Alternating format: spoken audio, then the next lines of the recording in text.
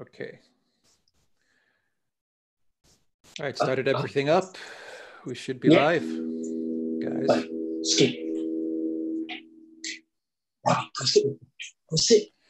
All right, let's see. If you guys can hear me, let me know in the chat. If you can see us, all three of us. You should be seeing all three of us. Sit down. And you should be seeing Peter in his new flat, talking to his dogs, holding one dog, talking to another. It's been a drama. All right. Welcome, Peter. Congratulations on your new place. From the looks of things, from this camera angle, it looks good. Everything looks good. Guys, if you can see Peter, if you can see Alexander, if you can hear us. See my watch winders there in the back? Yeah, we can see them in the distance. Yeah, they're far off in the distance, huh? Yeah. No, I think it's more of an optical illusion. It's not that big of a place. All right, guys, if you can see us, please let us know in the live stream. YouTube is really just changing around everything on their back end for the streaming stuff and the events. They're making it worse. You would think with so much money, so many billions, they would build better software. I mean, they're making it so much more confusing now. But anyway, if you guys see us, let us know. If you can hear us, let us know. I have got in Moscow the host of RT's Crosstalk, Mr. Peter Lavelle. Peter, how you doing? This is the first normal thing I'll do today. I'm doing great, thanks. All right, no worries. And Peter, we know that this is actually moving day for Peter. So whatever you need to do, Peter. Yeah, a repairman may be here in about half an hour. I'll get off quickly. He'll give me the instructions, and I'll come right back online. So I'll wait for a few minutes.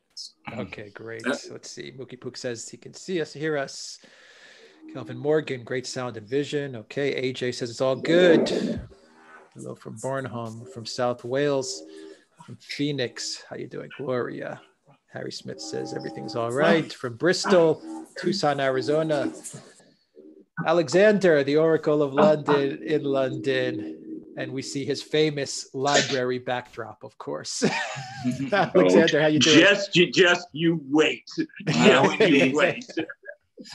I'm very well. As I said, it's cold and slightly wet, but it's fine basically in England. So, well, I say fine in England or in Britain, we're of course in the middle of an election at the moment. And that I have to say is a relief, because that's a kind of normal politics. All those dramas we were getting in Parliament a few months ago, which seemed like an age ago now. I miss Burkow. Well, no, they're not. Well, quite. Last we'll see of him, I suspect. But that was not normal politics in Britain. Elections are very normal politics.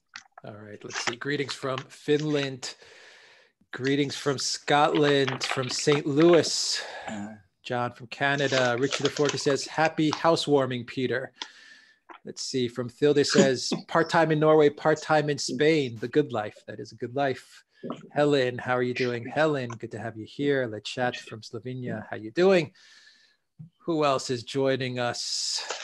Let's wait for some more people to join before we get rolling. We have a lot of news to cover, guys. Hello from Latvia, from Serbia.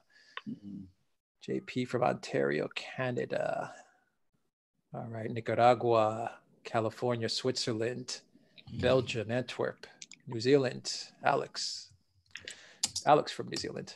How you doing, Alex? Netherlands. All right. Bangkok, Florida, Malaysia, Ireland. Noreen, how are you, Noreen? Denver, Colorado. Rhône-Alpes, France. Your hometown, Peter. Denver, well, right? I was from a little Wheat Ridge, Colorado, a suburb of Denver. All right. Touch Sweet from Arizona, California. Love from Ireland. All right. Alexander. Peter, live 48, disinformation and misinformation. What do you think was the biggest misinformation, disinformation this last couple of weeks, guys? Because I'm seeing the Ukraine impeachment stuff, Obama,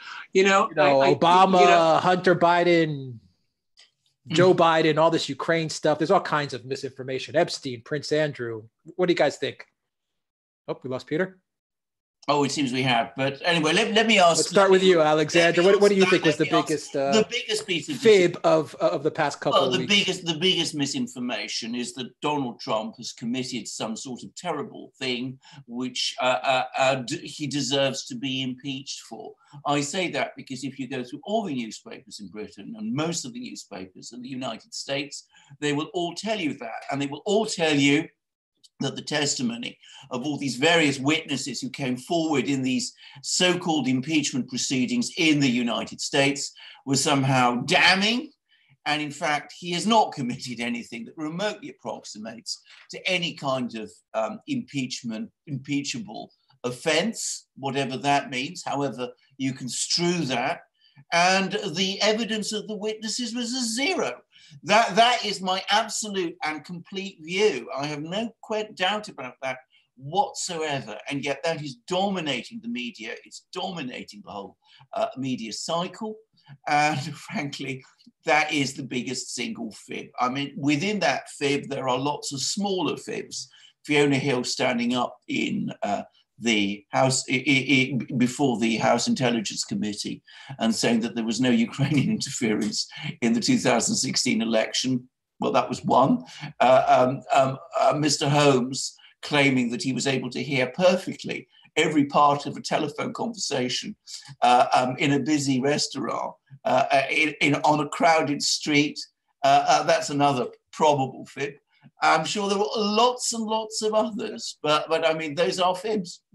Alex, as we wait for Peter, guys, as Peter mentioned, but if you're joining us now, Peter mentioned way early in the chat, he's moved in his new apartment. He'll be coming in and out as he's got people moving stuff in, people repairing stuff. So he'll be coming in and out. So if he pops back in and pops back out, it's no worries. We'll just continue the live stream. We'll keep going. Yeah. So it looks like Peter is doing some house stuff, and I'm sure he'll be joining us in a few minutes. He'll be back again to join us in a few minutes.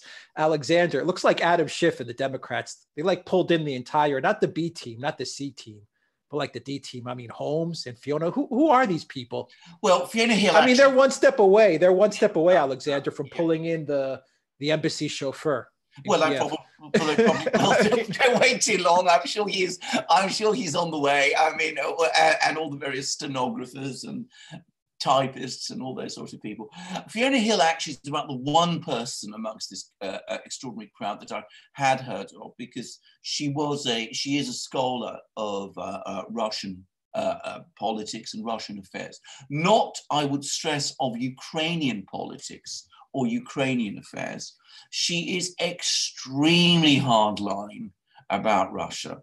I mean, she's one of those people who I really did wonder why on earth Donald Trump had her in the National Security Council, because she was bound to disagree strongly with his foreign policy line of seeking rapprochement with Russia. But all of the others, well, you've described them exactly. I don't think anybody other than a tiny number of people would have known until a few weeks ago who Bill Taylor or Lieutenant Colonel Vindman or Holmes, Mr. Holmes, who, you know, the man with the keen ears who was able to hear both sides of a telephone call. I don't think anybody outside as a sort of tiny minority of people would have known who these people were. And frankly, as witnesses, they are completely unconvincing. And as for Mr. Sondland, well, as I understand it, he owns some hotels or is in the hotel business in some form.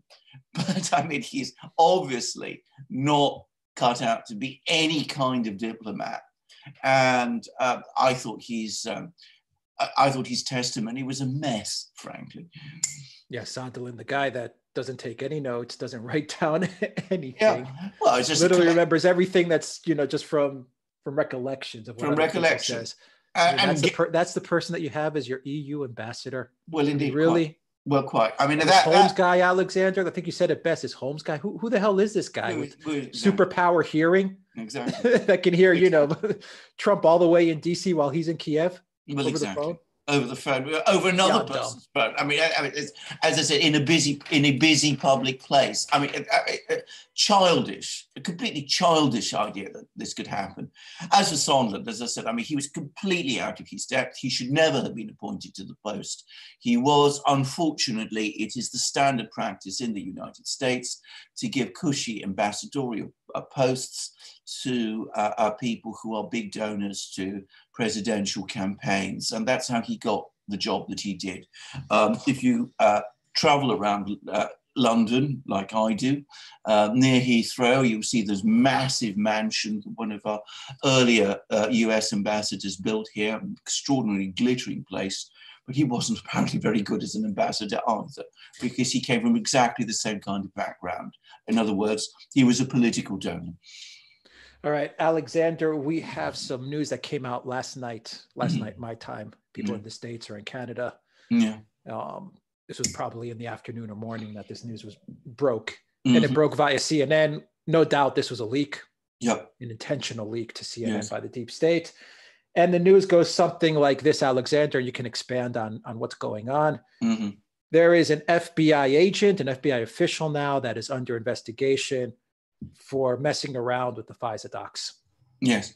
Those famous FISA docs that, of course, implicated Carter Page and kicked off the whole, Robert Mueller investigation and all that stuff. So, Alexander, what's going on here? this was an intentional leak.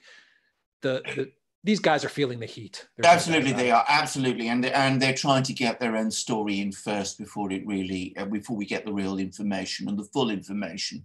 And in itself, that's very bad. And frankly, whoever was behind that leak and CNN as well are interfering now in the conduct of the criminal investigation on an extremely serious matter. And that interference is itself a serious matter. I think we should be extremely concerned about it. But can I just say, if that information is true, and I'm sure it is, that brings us to a whole new level on Russiagate, because up to now, with Russiagate and indeed with Ukrainegate, we've had all kinds of allegations made, all kinds of baseless allegations made, but actual officials tampering with documents which were going to be put in front of a court. The FISA court is a court of law. That is something new. And that, if that is indeed what has happened, then that really is, on a completely different level to anything we've heard before, bad though that is. That wasn't just misleading the FISA court, which is what you could argue Jim Comey and Rod Rosenstein and all these other people were doing by not disclosing information to the FISA court that they should have disclosed. This looks like something altogether more sinister. It looks like, frankly, fabrication and document manipulation in legal proceedings, which is, it's, as I said, so serious that I can't even really begin to say how serious it is, because I'm unusually, for me, lost for words. But no doubt we will find out more, and maybe we need to wait until we get the whole story before we discuss it in more detail. Yeah, I think everyone's waiting to get the whole story. Everyone's waiting for the Horowitz report, which I think is landing on December 11th, if I'm not mistaken. At least that's right. The indications that Lindsey Graham has given. Yeah. And Alexander, now that we're waiting for Peter, he's dealing with some stuff in his new apartment. I want to jump to the Prince Andrew interview again. We did a video on this. We did. But I think this is just such a great story to discuss. It's a terrible interview on Prince Andrew's part. An amazing story as to how he has single-handedly brought the Epstein investigation, the Epstein story, the Epstein quote-unquote suicide, which we all know.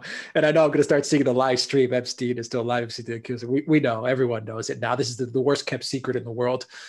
But Alexander, you're in the UK. You're in London. We have a lot of viewers also in the UK as well.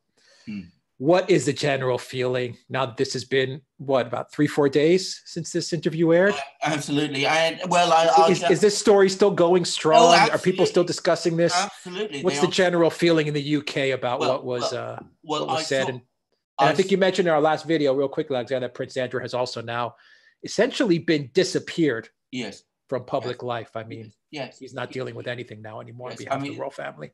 Exactly. I mean, they're going to try and make him an unperson. But I mean, if you ask me about the general feeling, I saw an opinion poll which said that only 8% of people, British people polled, believed that Andrew was telling the truth. I mean, that's pretty damning. I mean, that is quite incredible, actually. And, that would imply that, either 98% didn't believe him or have doubts about him. I mean, that is pretty astonishing. And that has brought, as you rightly said, the scandal back to life, probably in the United States. It's important to make a distinction between Britain and the United States, because in Britain, they haven't really covered the Epstein scandal very much at all anyway. People who wanted to know about it would have had to really go to alternative media to find out about it, because the British media, out of deference to the royal family, avoided talking about it. Everybody now is talking about it. It's now become the big story here. It is still the big story here. I mean, that and the election.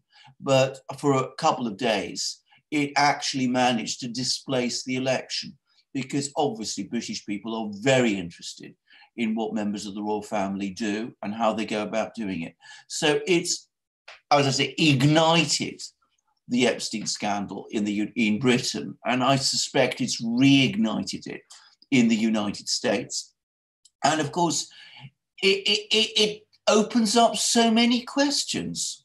There's so many things now that people really want to know. I mean, if Andrew was as involved in Epstein as people think he was, as people now think he was, and if all the things that were going on around him were going on, well, if it was just Andrew, what about all the other people? What about all the other people who are implicated? So, I mean, and there's now growing demands, I should say, in Britain for Andrew to be questioned by the FBI and to actually answer questions on oath. That's what I want to ask you. I want to play a little devil's advocate here and kind of say, some people may be a little upset that I'm taking this line, but I want to go into this from a legal standpoint. Legally, there's some people, say this 8% of people that you said in the polls that are saying, well, Andrew has not been charged with anything. Well, that's true. What about innocent before guilty? What about giving him the benefit? All this stuff that the 8% is, I think there's a legitimate play there of what they're saying. Don't condemn the man yet, based on what's been going on, what you've seen in the media, what you've seen in photographs in this interview. What do you make of that? And is there any legal? See you, Peter. We're talking. We're talking Prince Andrew now. Yes. We jumped from Ukraine gate. We jumped from Ukraine. We're going to go back. We're going to go back to the impeachment and all that stuff. But we just jumped to Prince Andrew and the vibe in the UK. What's going on? What do you make of that from a legal kind of viewpoint, if there even is a legal viewpoint at this stage? No, well, first of all, there is a legal viewpoint. Everybody is entitled to the presumption of innocence. And if there's any kind of proceedings against Andrew, he most definitely is entitled to the presumption of innocence. But that doesn't alter the fact, that doesn't change the fact the people who heard him on television and saw him on television didn't believe him. That's why he should never have gone on television, because whilst he was off television, he was entitled to the presumption of innocence, and he didn't need to say anything. By going on television, by giving this train wreck, as Peter called it, of an interview, he has fed doubts in people's minds. Why did he do it? That is reality. Arrogance, Peter. That's what I think. Arrogance, stupidity, extreme stupidity. I mean, anybody watching him can't have any doubt at all that this is an extremely unintelligent man. Unbecoming. Well, he did. Unbecoming. Oh, deeply unbecoming. When he talks about honourable behaviour in connection to someone like Epstein, I mean, that's deeply unbecoming. And of course, bizarrely, he used that word himself. He said that Epstein's behaviour was unbecoming. That's my point. That's my point. Really. I mean, the whole thing was just a shambles, a disaster. And, you know, at the end of the day, there is the legal burden of proof and the legal standard of proof. And then there is what people think. And what people think is not favorable to Andrew at this time. Peter, weigh in on this. We haven't heard you on well, what's going on. Obviously, I think there's some misdirection here. I don't know. I refuse to believe that the royal family, the PR machine they have, everything, just fell apart so easily.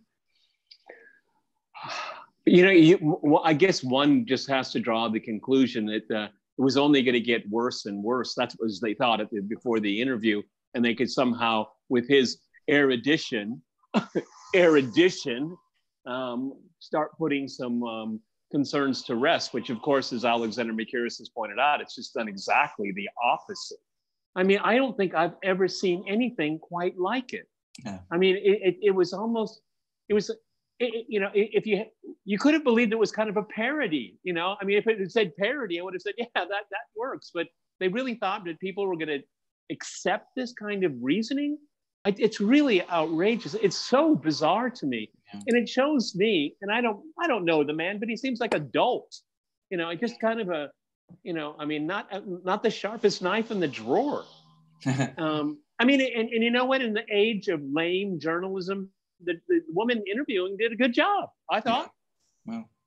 So if they thought they were going to put this thing to bed somehow, sorry for the metaphor, poorly chosen. They were gravely mistaken. I had a very mild opinion of him, not a high one. You know, I mean, he's a royal. They don't strike me as very bright. But now it seems to me that, you know, the royal family has these people representing them, the face. Well, I guess he's been retired from whatever he's used to do. I never knew what he did. Okay, but apparently he's been pulled in, and maybe they'll send him to a monastery, because it looks like what he needs. Okay, it only adds to the opinion that these elites are just morally inept. It just reinforced that all across the board.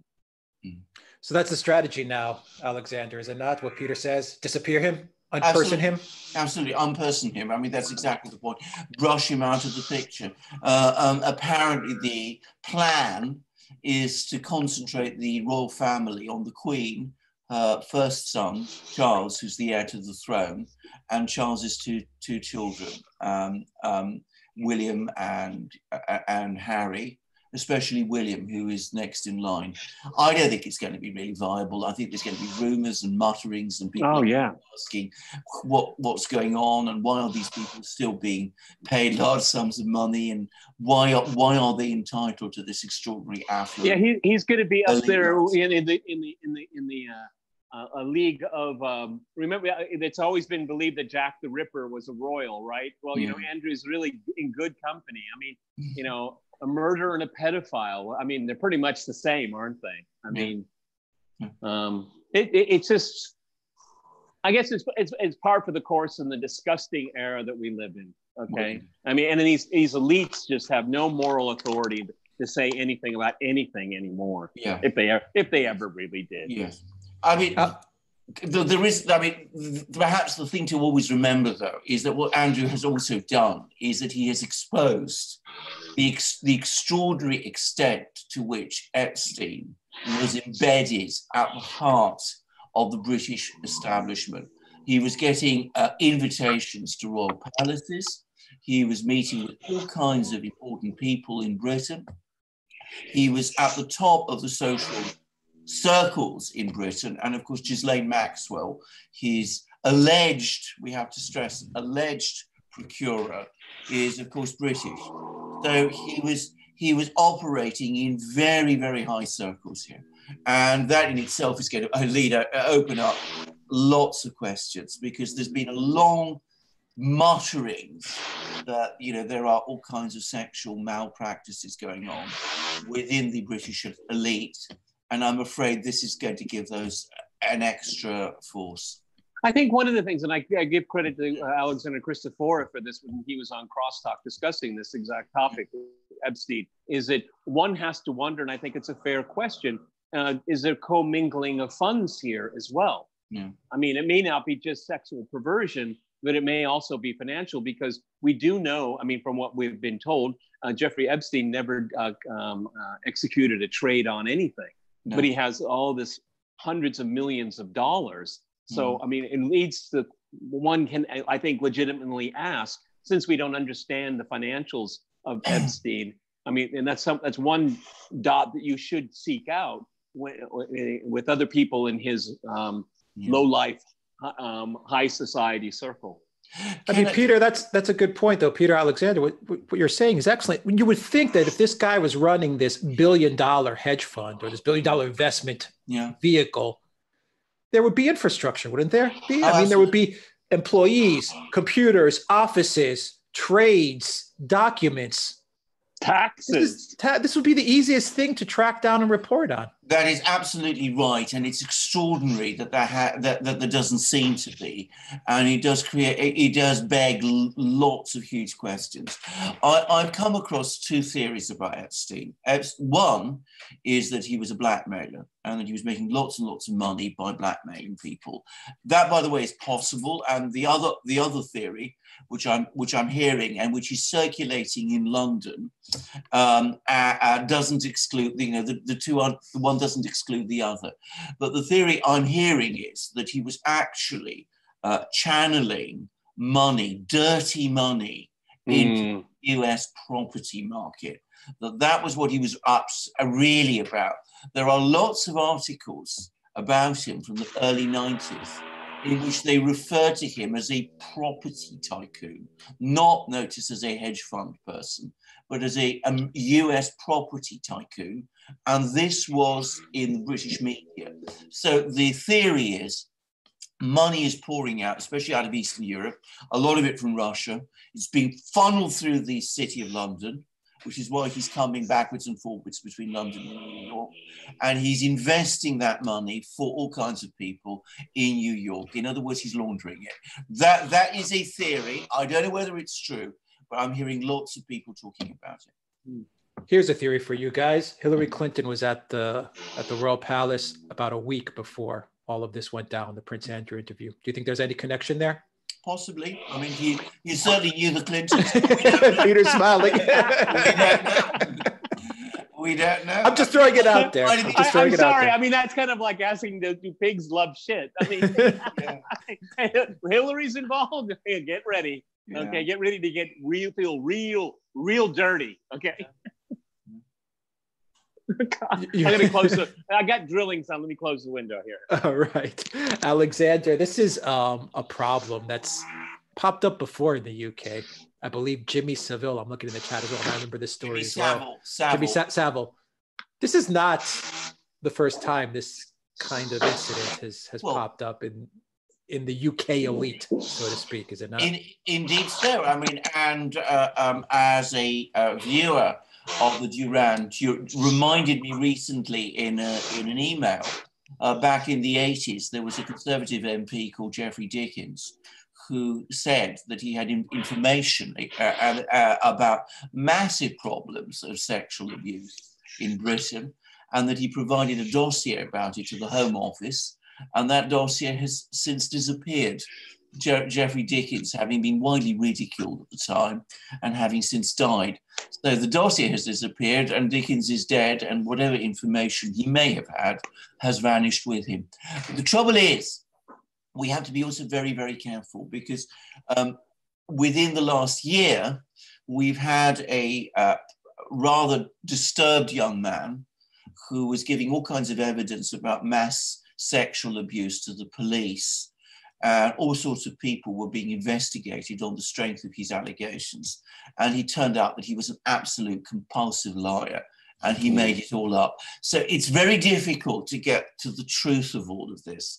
But I'm going to say something else, which is that if you know anything about the English public school system, perhaps not so much as it exists now, when it's been very significantly reformed, but as it existed until 20, 30 years ago, I'm afraid those places were rife with all kinds of sexual misbehavior.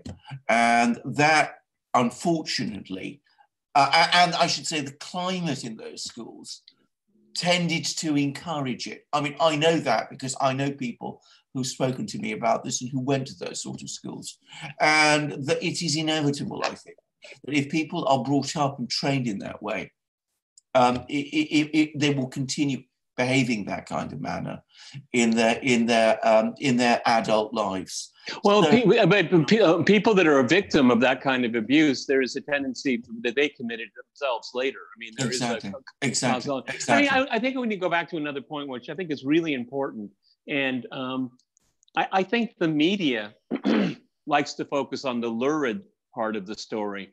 I'm more interested, because I think we would find the truth, is through the financial side of this. Yes. I think there should be a lot more digging. As you said, Alexander Christopher, how the man, when you know how the man made his money, you know who he is, okay? Yes. And I think those were your words. I think the media wants to deflect, and they show the same young woman as she was a young woman with Prince Andrew. Yes. I mean, that's the image they want to sell. They don't want to sell that the fact the man was probably a gigantic fraud of an unbelievable magnitude. And the thing is, too, is if we're talking about large sums of money, where is the oversight? I mean, if we don't, turn in our tax return, we get a knock on the door. Yeah. I mean, this for me is, we would find out a whole lot more what's going on, and finding out more about the money. Maybe through civil suits, people that have stepped forward and have been victims might be able to get a piece of that, which I think that would be a form of justice. Yeah.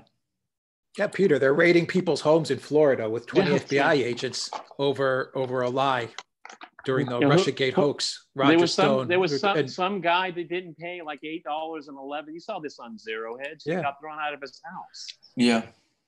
And they're letting Epstein just run around. I mean, this is the way these elites are being treated, and the way they're going after people like Assange or Roger Stone or Carter Page or Papadopoulos or Chelsea Manning. Yeah. It's as clear as day. I mean, and all the people see this. Everyone in the world sees this, do they not? Well, I hope so. I hope people do see it, and I hope people do understand it. I'm afraid an awful lot of people don't, because they get swept along by the fabricated hysteria we get instead. So, we see lots of attempts to divert stories away from the real stories onto phony ones. But ultimately, I mean, you're absolutely right. I mean, we haven't done a video on Roger Stone, and maybe he's not important enough in the greater scheme of things. But let me make it absolutely clear. All the man did was he bragged. He's a bragger. He was just a braggart. He just bragged about connections with WikiLeaks he didn't have. And for that, ultimately, this completely stupid, ridiculous lie, he's going to be packed off to prison. Oh, come on, you guys. The thing is on an unbelievable scale. I mean, I've been following, to one degree or another, Roger Stone's career for over, almost 2 decades. And his braggadocio words during the 2016 presidential election was fully in line with his entire life. Yeah. Okay, so you're going to pick on this one here. The fact is, he's going to get a pardon. Okay, I mean, I think that's baked in. Okay, I think that's baked in. Yeah. And I don't see a lot of people are going to go to Calvary over that one. Okay. Can he get a pardon? I mean, I don't know. Is it state charges or federal or? The president, the pardoning power is absolute. The president can actually pardon himself. He can pardon himself under the Constitution. Yeah. That's pretty wild, isn't it? It's pretty wild. So we're on corruption. I don't know if you guys saw the Clinton Foundation's annual returns, where they had, I think, an 18 million loss. The Clinton Foundation, their number one donor, Ukraine, which was their number one donor back in the day when they were, really living it up. Did you guys talk about Fiona Hill? We touched upon it. That's what we'll get on right now. So we'll get on all, Fiona Hill and everything. So that's where I want to take this. We've got two narratives now going. We've got the Ukraine impeachment hoax, and then we got this recent news that's breaking that basically Ukraine was just used as a slush fund, the entire country. You had 16 million that was funneled out of Ukraine and given back to who, God knows who, the Bidens, Obama staffers, who the hell knows where this money went. This is, of course, US taxpayer money. We have recent news that Rosemont Capital, which is a subsidiary of Rosemont Seneca, which is a company where you have Hunter Biden, you have Devin Archer, the roommate of Christopher Hines, and of course, Christopher Hines, who is the stepson of John Kerry and Teresa Hines. All these people have this fund. Rosemont Capital got 130 million loan from the government that was deposited where? In the Cayman Islands. So you have all this news. So you have these two narratives now, Peter. Take us into Fiona Hill Holmes' testimony, you know, the distraction of Ukraine didn't meddle in the elections. This is all a Russian conspiracy. And then you have this news breaking, which I'm sure you saw it because it was really reported heavily on Hannity, Laura Ingraham, Tucker Carlson, of all this money being funneled into Ukraine and then being taken right out the back door. Yeah. Well, I didn't see the Holmes testimony because of moving, but I did get the highlights of Fiona Hill. I actually met her a few years ago. She's very smart. She's very polished. She's very ideological, ideological. And it seems to me that her whole role in this charade was to deflect in a major way away from the goings on in Ukraine and to refocus on Russiagate, which is debunked. But she was very adamant. She's not an expert on Ukraine, okay, and I would even wager not a very good one on Russia. She like Michael McFaul, they see what they want to see, and they close a blind eye to what they don't want to see. All right, this Kent guy. I mean, he was almost a caricature of himself, okay? I mean, and he insulted bow ties, which didn't make me feel very happy. But Fiona Hill was there for a purpose. Her role was to deflect away from inquiring minds about what's going on in Ukraine. Ukraine is that, I said this, well, we go look back, but I've said on these podcasts that Ukraine is the epicenter of all of this. All right. As a matter of fact, a great deal of the information in the Steele dossier probably came from Ukrainian or Ukrainian related, because you see the animus in there of some of these Ukrainians and in their bitterness towards Russia. And that's why, and I'm sure Alexander Makiris will agree with me, that's why it's so unbelievable. It was an unbelievable dossier, okay? Because they wrote things that are just simply would be only written by a madman for impressionable minds, the Western media and the Democrats, okay? And I think that what her role was to make sure that there was as little talk as possible about Ukraine. And I think she failed in doing that, okay? I don't get this credential thing. I mean, she's part of the parasitic class. They're all parasites, all of them. And they're all, all of the people that are quote unquote experts on Ukraine, well, they're Ukraine firsters because they want to continue to have taxpayer money subsidize their programs. And when they get subsidized money for their programs, it keeps them in a job. And then it's another box that they tick on their ladder up the parasitic class. Okay, this is all, this is it's very utilitarian in all of it here, okay? I mean, when I listen, and I'm sure Alexander Makiris, you'll agree with me, I mean, over the last 2 weeks, all of these people talking about Ukraine just made me laugh out loud. No one would ever say those kind of silly things, except for these naive apparatchiki, okay? In the deep state or the administrative state, whatever word you want, okay?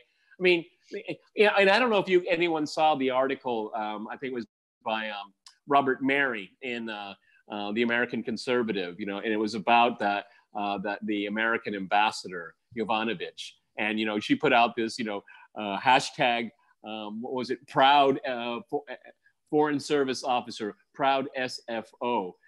How many people watching this podcast have ever met foreign service officer, or they're diplomats, but they're foreign service officers. They're not the officers. They're not very smart. They're paper pushers. They very rarely learn the language of the country they're in. I mean, they're bitter. They're bitter people because they're not paid very well, and they're actually not necessary anymore. Okay, they're not.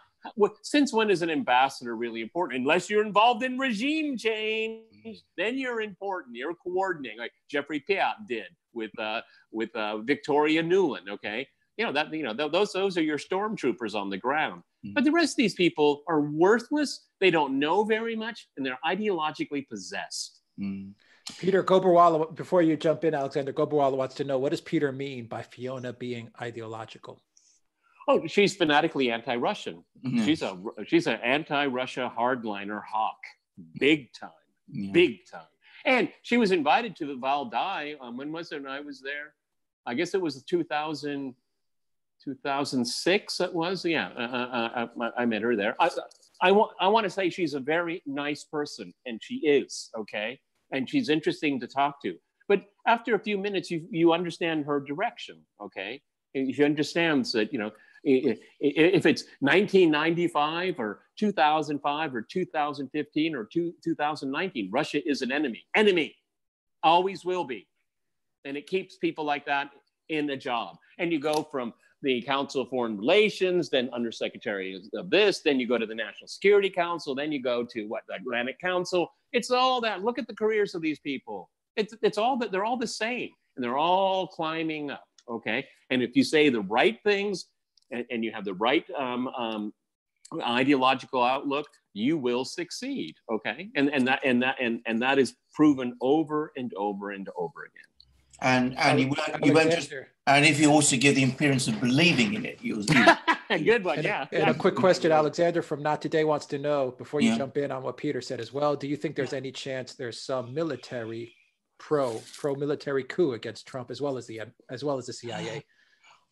There are military people who don't like Donald Trump. Of that, there is absolutely no question. I think an actual outright military coup in the United States is not going to happen, not for the foreseeable future. We are seeing a different kind of coup, which is being carried out by the intelligence services, by the people in the Congress, by all that, the media, all those sort of things.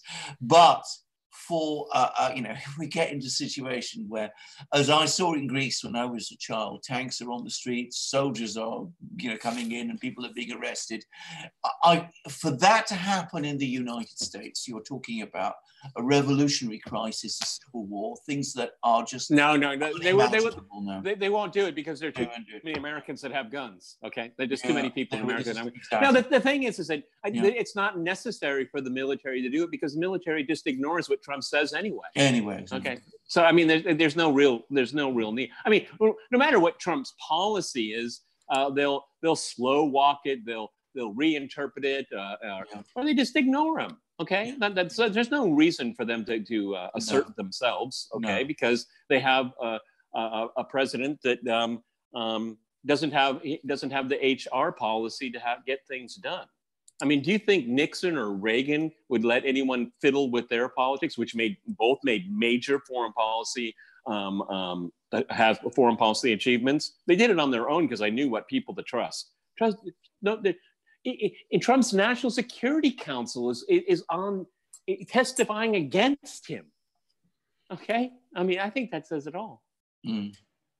Alexander, what are your comments as to Fiona Hill Holmes, Ukraine, Rosemont Capitol?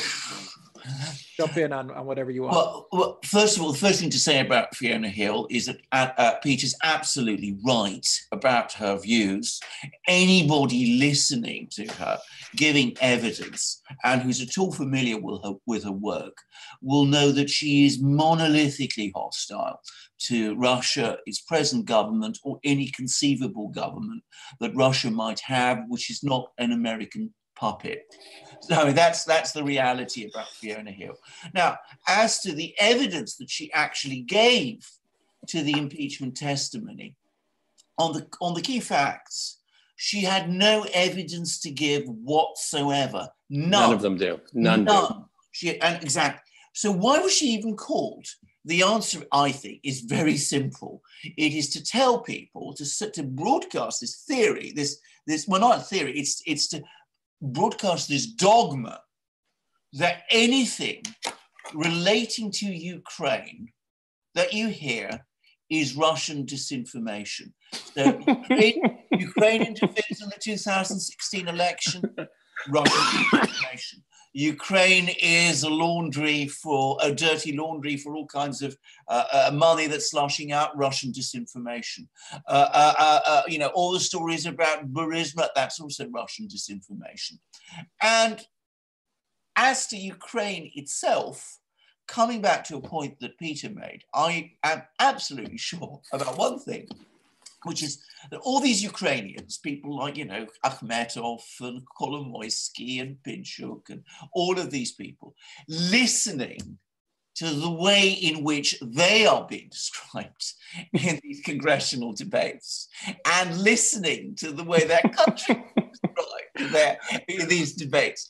Pass the popcorn. They must be absolutely exploding with laughter because it is so completely at variance with the truth about Ukraine that all of us who really follow the affairs in Ukraine really know.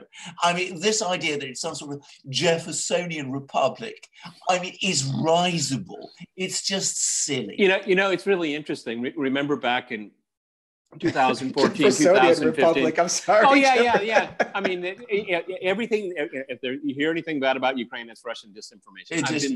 I've been there many times. But, let me give everybody an example here. During the Revolution of Dignity, I find foreigners saying that, I just laugh in their face, okay? During the coup, right before it, Russia had negotiated a $15 billion loan, and $3 billion of it was actually released. And of course, Poroshenko said it was a private agreement with Yanukovych, which it wasn't. And I'll tell you why. And it'll tell you everything. It makes me laugh about how Americans would deal with Ukraine. Is that, and Alexander Makiris can give us the details if necessary. But every time the Russians have an agreement with the Ukrainians, I don't care what it's about, it's always bulletproof. I mean, their agreements are, it's not like, 4 or 5 pages. It's like a 1,000 pages, because the Russians figure out every single loophole the Ukrainians might pull, okay, to get out of their agreement, all right? The Russians and the Ukrainians have been working with each other for a very, very long time, and they know that. And so, all of these aid, I think it was, what was it? Who was talking to let's see, what's his name? Who's our favorite professor on Russia? Stephen Cohen. Stephen Cohen. Yeah, I had a really interesting interview with Aaron Mate. And Stephen Cohen knows this really well. He said, not only is giving lethal aid a bad idea to the Ukrainian government, most likely it will be stolen and sold. Okay, that's the level of corruption that you have here. I mean, the Javelin missiles will probably be sold to some crook in the Donbass. Okay, that's probably what will happen. All right. So my whole point in this kind of long and winding reaction is that these Americans, these carpetbaggers, they have no idea what they've gotten themselves into until now, because now it's all surfacing, and it's a huge embarrassment.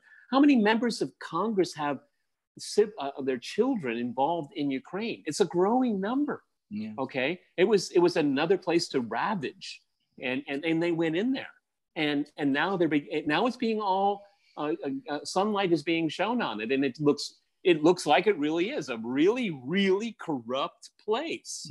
And I feel bad for Ukrainian people. Okay, millions and millions have left. I think 1.3 million came to Russia. Okay, the enemy country. They came here, and they melded in. There was no big deal about it. Okay, so Fiona Hill was just there to deflect and to give cover, because the as usual, the United States has these grand plans for Jeffersonian democracy and free markets and all that. It never happens. And they've got, and you know what? There are no good partners in Ukraine. That's the point. There are no good partners. Okay. And, and you have this Yovanovitch, at the end of the day, reading between the lines, she liked working with Poroshenko. Okay. She liked him. She didn't like the Zelensky guy. He's talking peace, anti-corruption. Oh, this guy could be a problem. Okay, that's what it was all about. Mm-hmm. It's not that people, Trump was questioning her policy on Ukraine. I don't think it ever got that deep. Okay, and Trump heard probably through Giuliani that she was saying bad things about him, and she serves at the pleasure of the president. You're fired. So what? Your feelings were hurt? So what? I don't care. It's his prerogative. For any reason. It's his prerogative. Barack Obama fired all American ambassadors around the world when he came into office. All of them. How many did Trump? How many hanger honors from the from the Obama administration are still there? Oh my God. Name the kids, Peter. Alexander, let's start Biden, Hunter Biden, Christopher Hines, Pelosi's son, okay, right? Romney. Guys in the chat, am I missing anybody? I mean, I'm sure there's lots. I'm sure there's a lot more, but I'm sure our viewers also jump in and they'll tell us all the government kids that went to Ukraine and just started stealing the U.S. and EU taxpayer money that was being funneled in there. That's the simplicity of what was going on. They were pouring money in there to take it back out. Yes, that's all they were doing. And then what happens is, and this is then the level of naivete that is that these kids of prominent people, they get involved, and then they get involved in the turf wars among the oligarchs themselves. Okay, so they're ended up being pushed against each other because what faction is controlling this ministry? Yes. One faction has the tax ministry. This has the courts. And they all fight each other. And these Americans, they found themselves in the middle of this amazing, and that's what oligarchy is all about in Ukraine. It's not the oligarchs against the government. No, it's the oligarchs trying to manipulate and control different aspects of policy. I mean, who's the guy that everyone's talking about? He was the minister of ecology? Ecology? Well, indeed. Zlochevsky. Yeah. I'm sure he's a big ecologist. Yeah. Okay. Yeah. No, why? Because he has that position. He has immunity. That's why they always do that. Why do you think they run for a seat in parliament? Immunity. Yes. Okay, and I think Zelensky is getting rid of all of that right now. Okay. Or trying to. Let's keep an eye on him. It looks like he's got some goodwill here, but I just don't know if he's.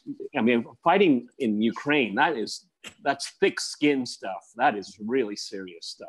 Yeah. Alexander, let's talk business and energy. You have some news on the energy front with Ukraine. While we're all being distracted with all this really Ukraine impeachment, really hoax stuff, Alexander, for all our viewers, has got some good stuff to talk to us about with energy, with EU, Ukraine, pipelines, Russia. Alexander, get into it, because this is really big news that no one is reporting. No one is reporting, because, of course, what has happened is that Ukraine had this very comfortable arrangement 20 years ago, whereby Russian gas came through Ukraine at very cheap prices, and the Ukrainians used to re-export it to Europe at very high prices, and they made lots of money out of it. And they did a lot of siphoning as well. And they did lots of siphoning. And then, of course, the Russians stopped. They said, look, you're going to have to pay the market. Explain what you mean by siphoning, though, real quick, Alexander, so we get an understanding of what's going on. You get a truck, you get a hose, and you puncture the pipeline. I mean, the pipelines it's a Ukrainian company that owns it, because it used to be part of the Soviet Union. But when Ukraine became a sovereign state, they took over ownership of it. And it's in terrible physical condition, because they would just puncture holes all over it. I mean, the Russians knew it, because they knew the end. At certain points, they're watching the gas go through the country in the pipeline, and they could see where the pressure is going up and down. Oh, that's siphoning. That's siphoning right there.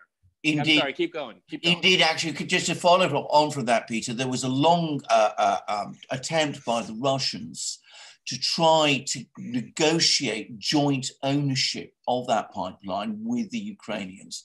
And the Ukrainians always resisted that because they wanted to continue doing the kind of things Peter was doing, knocking holes and drawing off gas and doing all those kind of things. Anyway, the Russians insisted that the Ukraine has to pay a proper price for the gas.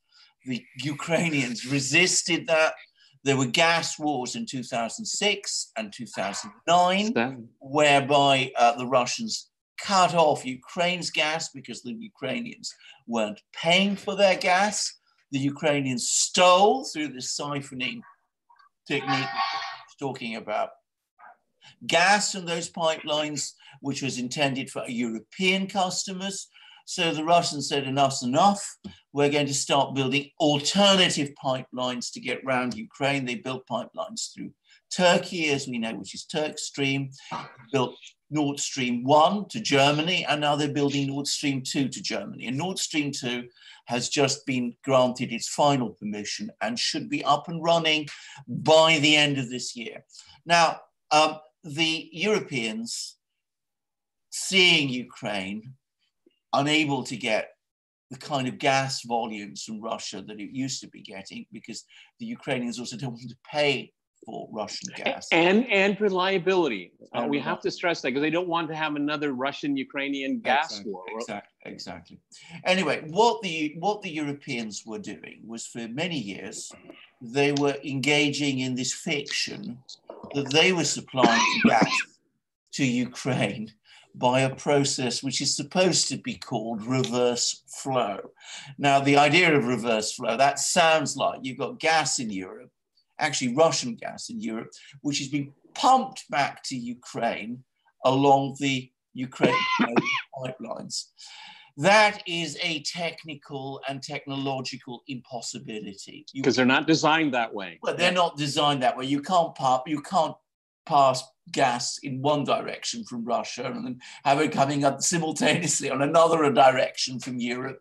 Even people can't do that. Okay. Even people can't do that. And anyway, as Peter absolutely rightly says, I mean, if you know the way gas pipelines work, they use compressor stages, they use turbines, they're all built to send gas in one direction.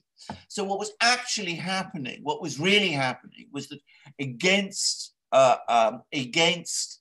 both EU law and contract law, Russian gas was passing through these pipelines.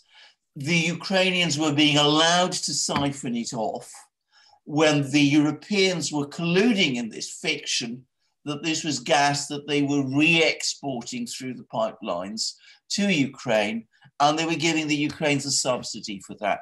What has now happened, and it's not been widely reported, as Alex correctly says, is that the Europeans have now told the Ukrainians, enough. This is ending. You've got to sort out your own gas deals from now on. With Russia. Exactly. With the Russians. So this fiction of reverse flow is coming to an end at exactly the point, as Peter rightly said, when all these pipelines, Nord Stream 1, Nord Stream 2, Turk Stream, are about to be completed. So the Ukrainians are being cut off on the gas by the Europeans. They're being thrown back to dealing directly with the Russians. It was the Europeans that were saying they're reversing the gas into Ukraine. That was the Europeans or the Ukraine? No, that was a fiction. It was a fiction. Yeah, it was a fiction, but who was pushing that fiction? Both the Europeans and the Ukrainians. They were pretending that this is what was going on, whereas in reality, as Peter said, the Ukrainians were just siphoning off the gas they needed. Well, the thing is, too, is that there's not much more gas to siphon off because we have the alternative routes. That was the whole point, because Ukraine was an unreliable energy partner. Exactly. No, I remember it very well because I had to stay in the studio until midnight, two years during the two gas wars. And the thing is that what the media story was that Russia's cutting Europe off, but the real story was that Ukraine wasn't willing to pay for the natural gas at a reasonable price like the Europeans. And so the Ukrainians played, Russia as being a bully, which was not in fact true. Russia, this is a business transaction, it has nothing to do with politics whatsoever. And so with these alternative pipelines now, there's not much need for to pump it through Ukraine now. I mean, now the Ukrainians have to worry about their own gas. They've destroyed these pipelines or treated them very, very badly. They can't afford European prices, but they want to be part of Europe. And Russia keeps saying this is a business transaction. And why are you muddying up the water? Russia's, aggressive energy policy. Every country that has energy tries to be as aggressive as possible in a business sense, anyway. Why should Russia give special treatment to a country? I'll tell you, they did do it in in the 1990s. They tried to use energy exports, oil and gas, as a political tool to give influence. They would play with the prices and stuff like that. And then they realized it didn't work. No. And it was, basically, they said, why don't we just do market forces? Maybe that will work, okay? And that one last point also that's really important is that when Russian natural gas went through Ukraine, they got a transit fee, and a pretty nice one at that, okay? But that money transited into some oligarch's bank account in the Caymans, all right? It didn't go to the government. And so Ukraine is in the worst possible situation right now because the Europeans have said they've had enough. The Russians say, well, we're kind of indifferent to it. We get our gas to market now, and we get European prices for it, and we don't have to worry about this headache called Ukraine. They didn't want to follow any kind of normal business rules. Indeed. All right, and so this politics of spite is literally going to leave them out in the cold. It's getting cold, guys. It's getting cold.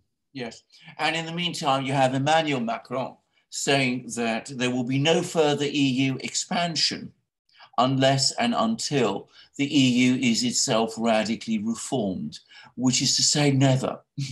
So he's actually saying, if you actually unpack those words carefully, no EU membership for Ukraine in any foreseeable future. What does this tell you guys that this is happening now? I mean, that the EU is doing this.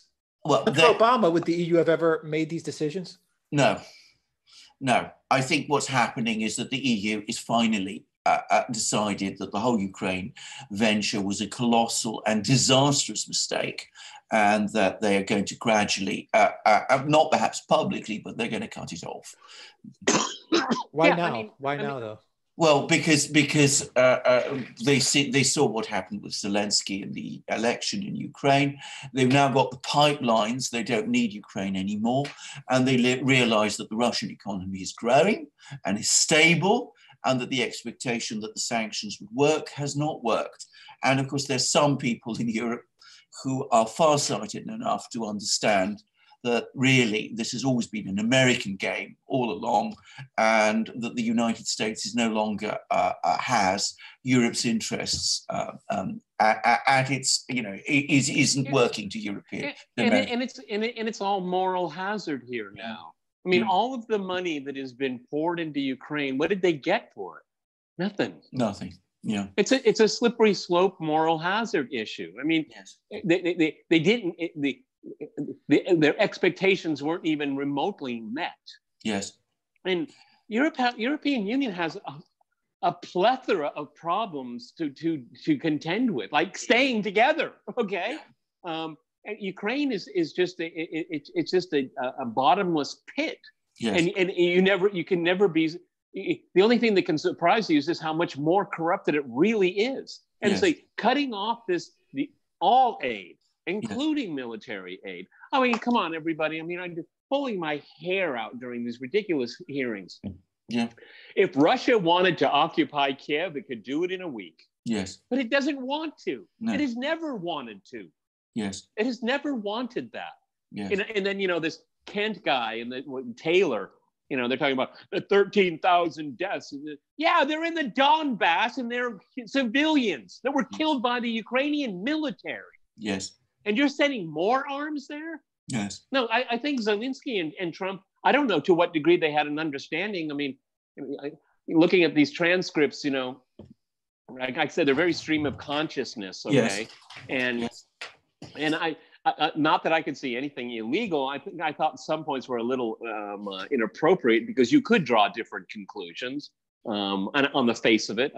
But I think, if you're gonna release, or want the release of more transcripts, then I want to see what JFK's transcripts were with Khrushchev. I want to see what Nixon's were with Mao. I want to see what Obama's was with Mubarak, before he fell. I mean, this whole thing of quid pro quo. Yeah, everything's a quid pro quo. It's called politics. Yeah. But what are you guys talking about? Well, indeed. Look. What about all the telephone calls George W. Bush made in 2003? Blackmailing, cajoling, threatening countries to vote with him in the United Nations. Tons of that. Can we have those transcripts too? I say no. That's executive privilege. Okay, that's executive privilege. That's not Adam Schiff's decision to make. We have 3 branches of government, and we have checks and balances. And what this whole process is eroding all of that, eroding it. It's very dangerous, and it does open it up to a real demagogue. Okay, Trump is unconventional. That's an understatement. Okay, but we're in a dangerous place when you want to undermine everything he wants to do and go around him and actually not fulfill his orders. Then you're hollowing out the presidency. Don't you think the administrative state, the deep state, are just loving this right now because they can run the show as they wish? They don't care about elections anymore because they don't matter. No. Peter, do you think that the EU sees everything that's going on with this Ukraine gate hoax and all these people now, the Hunter Bidens and the Kerrys and the Pelosi's kids and all these people now, being fingered for and pointed out for all this corruption inside Ukraine? I'm sure a lot of European politicians and their kids are also there. I'm sure they made some money in Ukraine as well, but they're saying, you know what, guys, let's just wash our hands of this. Let's get the hell out of this this mess that we got into. It's a via Obama, Newland, and all these people. But the thing is that watching this over the last 5 years, this was totally predictable. We've talked about it here privately when we've met. I mean, they're really going, they're diving in the deep end. They think this is going to be a pool of money. No, it's a cesspool that they've jumped into, and it's going to stick to them. It's going to stick to them. How do the Ukrainians feel about it? They're laughing up their sleeve. Okay, they're laughing up their sleeve. Yes. Okay, they got all this money. All you have to do is say you're anti-Russian. Okay, fine, we'll do it. Okay, it's the level of naivety. I mean, and what bothered me during the hearings is that Nunes and others, Jordan, they did a great job. They really did. But they're not even experts on Ukraine. Nobody in the goddamn room was an expert on Ukraine. None of them were. Yeah. Because Ukraine only exists in their mind as a prism in which they see American foreign policy. Ukraine doesn't really exist. No. Okay. It's a function of so many other things. And none of them, and particularly this Kent and Taylor guy, I mean, they're just caricatures, okay? I mean, they had no clue what they were talking about. I mean, the Ukrainians are like our Minutemen? I mean, what?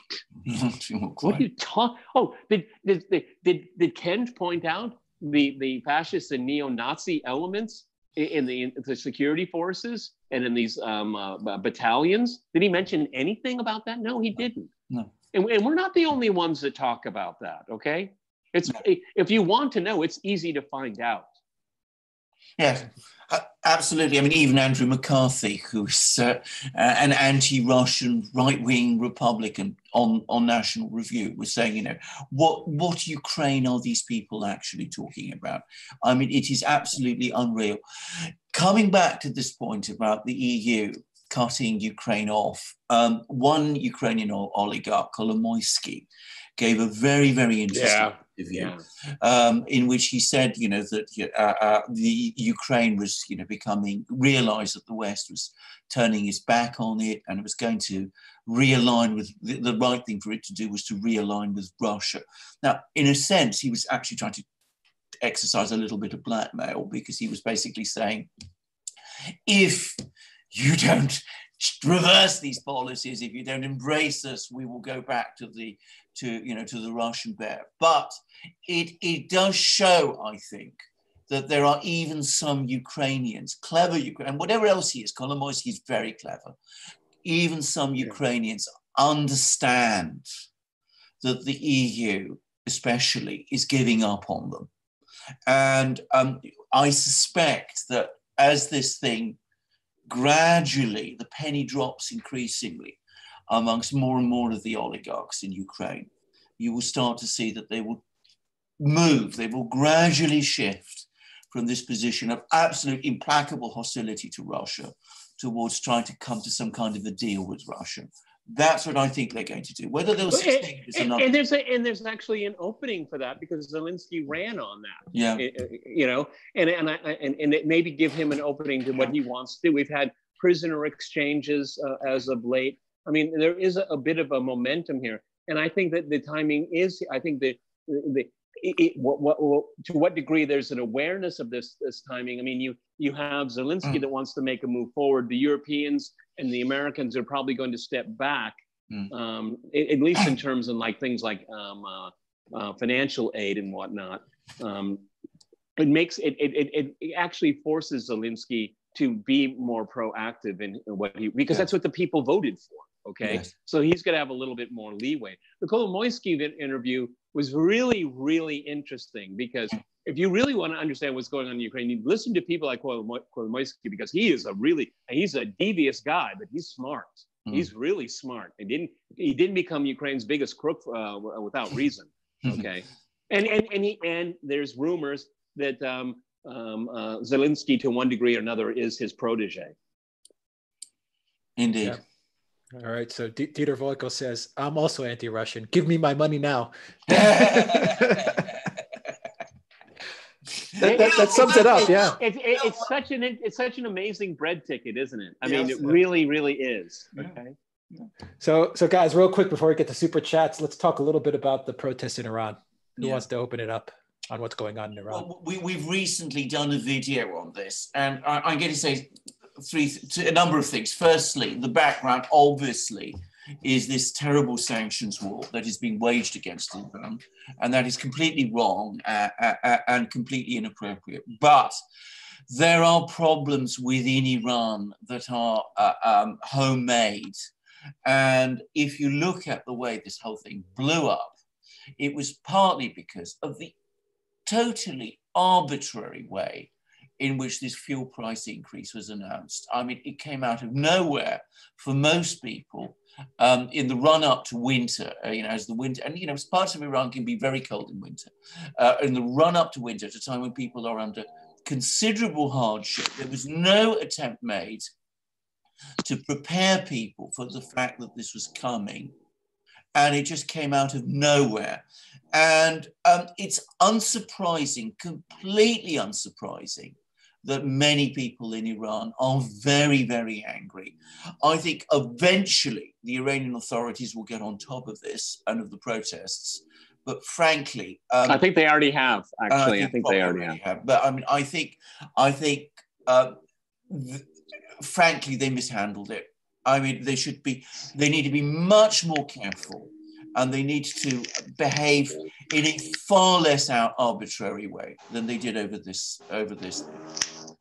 Maybe this will strike people as very strange, but it's kind of like a yellow vest reaction, because the fuel price increase is hurting really poor and working class families, okay? And it hits them the hardest, okay? And you always have to be aware of that. And also, you have this issue of outside meddling. Everything gets more amplified, okay? So you never can dismiss that. I mean, Iran, when you're talking about meddling, I mean, Iran has been one of the most meddled countries you can imagine, okay, from so many different outside forces, particularly hurting its standing in the financial community, okay? I mean, shutting it off. But, we had the BRICS meeting recently, and they're setting up their own SWIFT, and more countries are going to be joining that, and that will be a challenge to American financial hegemony. And the U.S. has only itself to blame for that. When you use the SWIFT system as a weapon, you're going to destroy it.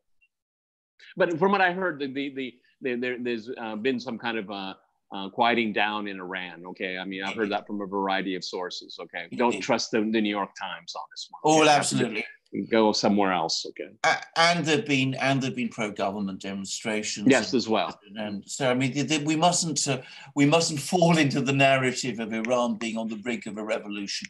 I think the government has a great deal of legitimacy in Iran, and I don't think most Iranians, who are very patriotic people, want to see a revolutionary crisis in Iran.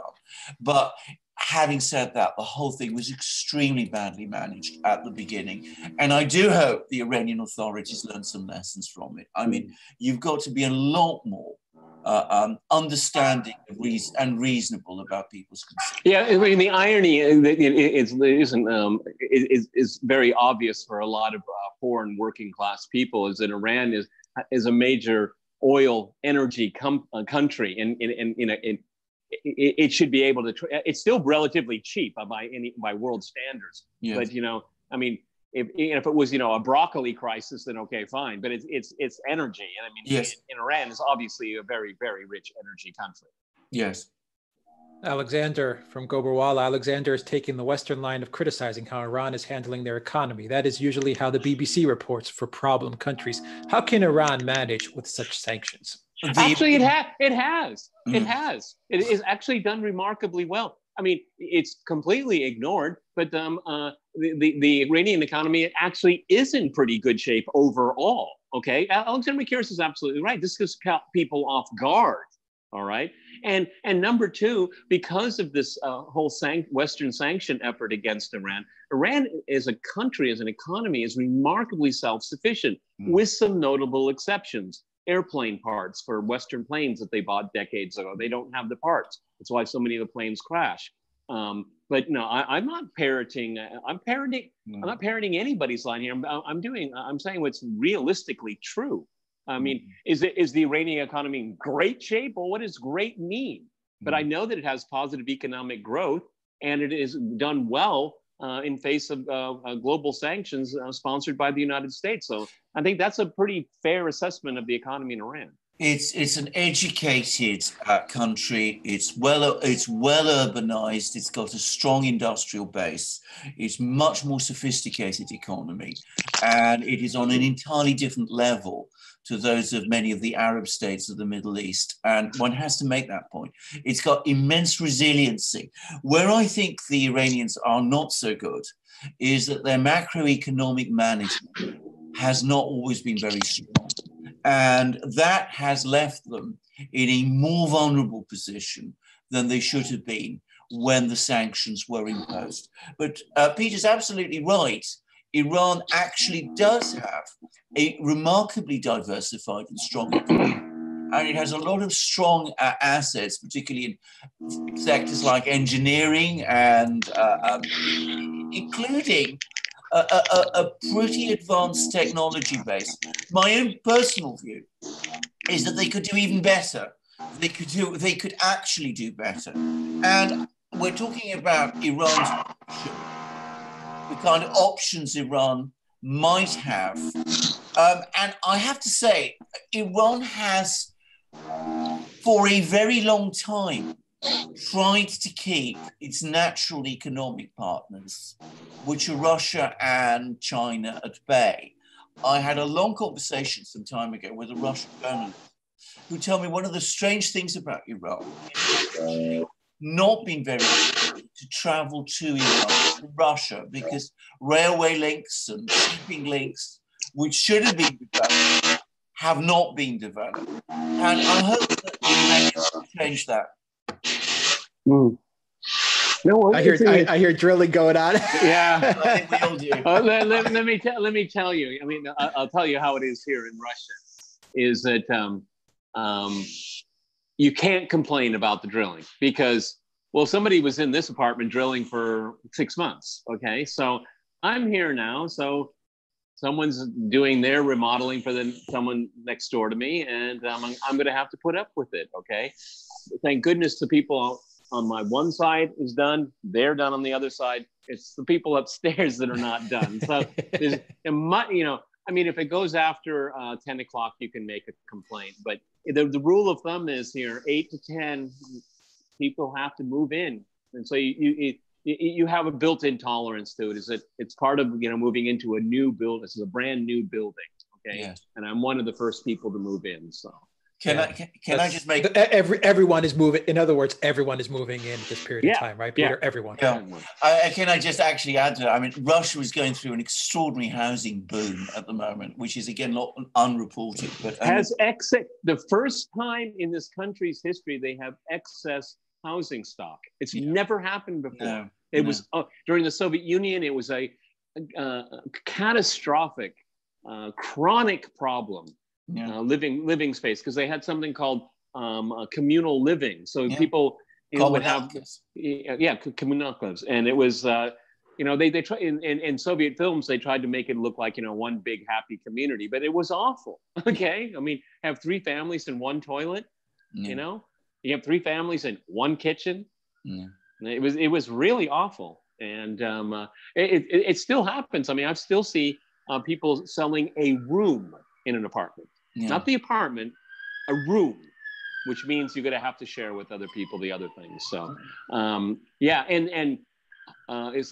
as far as the housing stock, there's a lot of really nice high-end stuff. Now that's selling a little bit slower than they had hoped, but where I am, this is within a year, this whole place will be full. Okay, and it's for the mid-range, nice, but mid-range. People are very, very much interested in, and you have now Alexander. When you come here, you'll notice something a little bit different than the last time you were here. Is that the children born under Putin are coming of age, and so you have this whole cadre of 16, 17, 18, 19-year-olds. It's a huge influx into the school system right now, okay? Because the demographic change. It was around 2000, after the 1998 economic crisis, people started thinking of the future. The worst was over. There was a stabilization, and when you have economic stabilization, what do you get? Families. You get children, and there are a lot of young people now, and that's going to last for quite a few years as their generation comes to fruition. So, I mean, there is optimism. If there weren't optimism, people wouldn't have children. Exactly. All right, guys, let's get to some super chats. Before we get to those super chats and close out the live stream, remember to hit that like, everybody. Share the channel with everyone that you know on all social media outlets. Check us out on BitChute. Check us out on Telegram as well. We post everything, and also go to Duran Video, which is our own video platform. Still in beta mode, but it's coming around real nice. Has a really good chat feature, actually. So it's a really good platform, and we're building it up every day. And of course, the Duran shop. Buy some merchandise. It really helps us out. And let's go to the super chats now from Blue Diamond Gem. Peter, does this feel like a middling bureaucratic coup in reference to the Ukraine stuff? Yeah, absolutely. And from the get-go, I've always warned about the institutional damage this will do. Okay, if you can get rid of a president, you'll get rid of another one. Okay, and this is not the way it was supposed to operate. The arrogance of these middle-ranking people is astounding to me. It really is astounding, and they've been able to get away with it for the most part. I'd also like to say, just because it came to mind, if it weren't for Fox News, I think Trump would be done.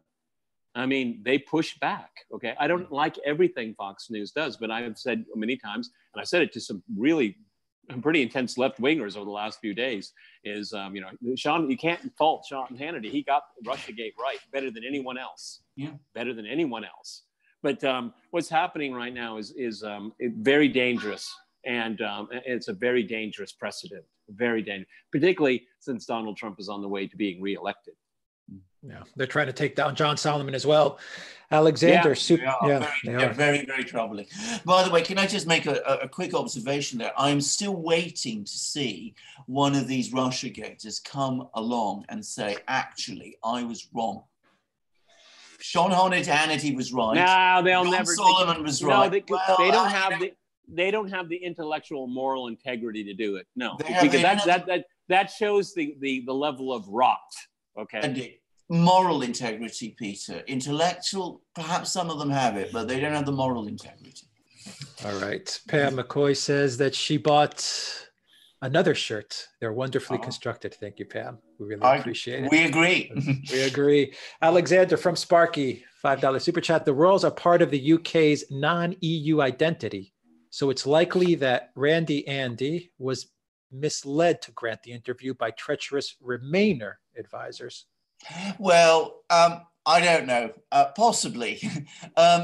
One of the reasons, I'm going to say this, one of the reasons why many British people are so attached to the monarchy is precisely because it does define Britain as distinctive. And not just from the EU, but also, if I may say so, from the US. If Britain was to become another English-speaking constitutional republic, it would not really be that different from the US. So keeping the monarchy here keeps us different. It's one of the reasons, by the way, why Canada also has the monarchy. Yeah. Well, and I don't know. I've been watching The Crown on Netflix. Not too bad. Okay, not too bad at all. Well, it's colourful. I mean, ceremonies and all that, and crowns and things. So I mean, it has that added pleasure, I suppose. I think, but I really like your answer, Alexander, because I hadn't really thought about it that way. That is what the monarchy is, what makes the UK distinguished in a way, and I think that's I've talked over the years. It's surprising me. I was surprised most that it was a lot of left-wing people that were actually for the monarchy, because the monarchy generates a lot of tourism, and it puts people to work. I hadn't thought about that. Okay, I'm ambivalent about it. I mean, but studying it, I mean, I'm actually fascinated at how it is part of the fiber, the DNA. Of the UK, and and for right or for good or bad reasons, it is. Yes. Peter, super chat from Harry. Thoughts on Assad mentioning Epstein? That was an awesome interview. You mean in what context? I mean, Assange? There was Assad, Bashar Assad, Syria, during an interview where he mentioned Epstein. Yeah. Well, I think that what he's getting at is that. The Western media has painted Assad as being a monster, but the real monsters in the world are in your own society. I mean, he's turning the finger right back at them. Okay, I mean, here's a country that invades and destroys countries in the name of the rule of law, but the rule of law doesn't apply to your very rich and influential people that are very, very corrupt. Okay, so I mean, why are you trying to export your institutions and your own institutions fail you at home? That was a good interview.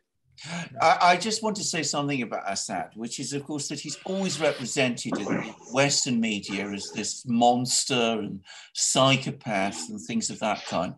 If you want to get a sense of what Bashar al-Assad is really like, read his interviews or follow his interviews. He's an exceptionally clever, extremely well-informed and very educated man. You may not agree with him on everything or on most things, but I think that Westerners have consistently underestimated him because they have slipped into the mistake of believing their own stereotypes. He is almost the opposite intellectually of what they imagine him to be. He's a very clever man, and he knows all about Epstein, he knows all about Assange, he knows all about everything. Isn't it really interesting? And he never wanted the job. No, he was never supposed to be president. His brother was supposed to be. He was trained as an ophthalmologist. He's an eye doctor. Exactly. Okay, and I mean, considering what he's gone through, he's actually united the country. I mean, the country is united more, and at the behest of the Russians, particularly, constitutional reform, which is almost never talked about in Western media. And the Russians have basically implicitly said, look, I mean, for part of our aid and our efforts to aid you, you need to, we strongly suggest that to keep your country whole and sovereign, that you need to have some constitutional reforms where it's more inclusive because Syria is a very diverse place. It's not the stereotype. No. You know, when you talk about Syrians, you have to go, well, which ones? Okay, because there's a lot of different ones there, he's been able to keep the country together. He is the glue that keeps it together right now. And he's got nerves of steel. I mean, yeah, you bet. He's had to. I mean, he was at one point in time. I mean, twice. I mean, in both in 2012 and in 2015. Apparently, his presidential palace was almost surrounded, and he remained there. And it must have looked at that point as if it was all over. And of course, his diplomats were still working, and he was and the Russians came. So I mean, he's a very tough, exceptionally clever man, and as I said, highly educated, extremely well informed. And look, I'm sorry, just look at in the beginning too. I can remember there was a pilot and a jet fighter pilot, and then there was a couple of ambassadors that defected. Remember? Yeah. And of course, this was going to be the walls are caving in. The Western media loves that term. The walls are caving in, and it didn't happen.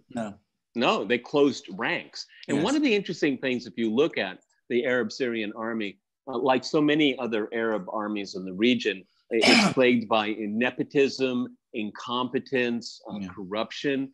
But fighting this war is actually cut down on the nepotism, cut down on the corruption, cut down on the incompetence. I mean, this is a life and death struggle. You're not going to just do it for somebody's nephew. I want the right person in that job. Okay, it's really become a really lean, mean fighting machine, unlike any other Arab country in the world.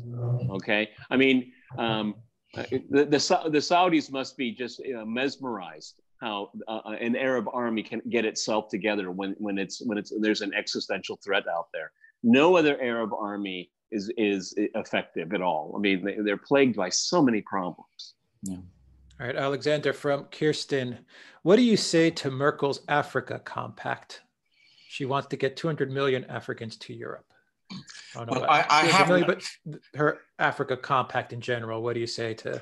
Well, I haven't heard this, but it wouldn't surprise me, to be quite honest. I mean, first of all, if that is indeed her idea, she wants to import 200, whatever it is, million Africans, well, I mean, that's unthinkable. And there is absolutely no way that people in Europe are going to agree to that. I have to say, it seems so wild that I struggle to believe that even Merkel could suggest it.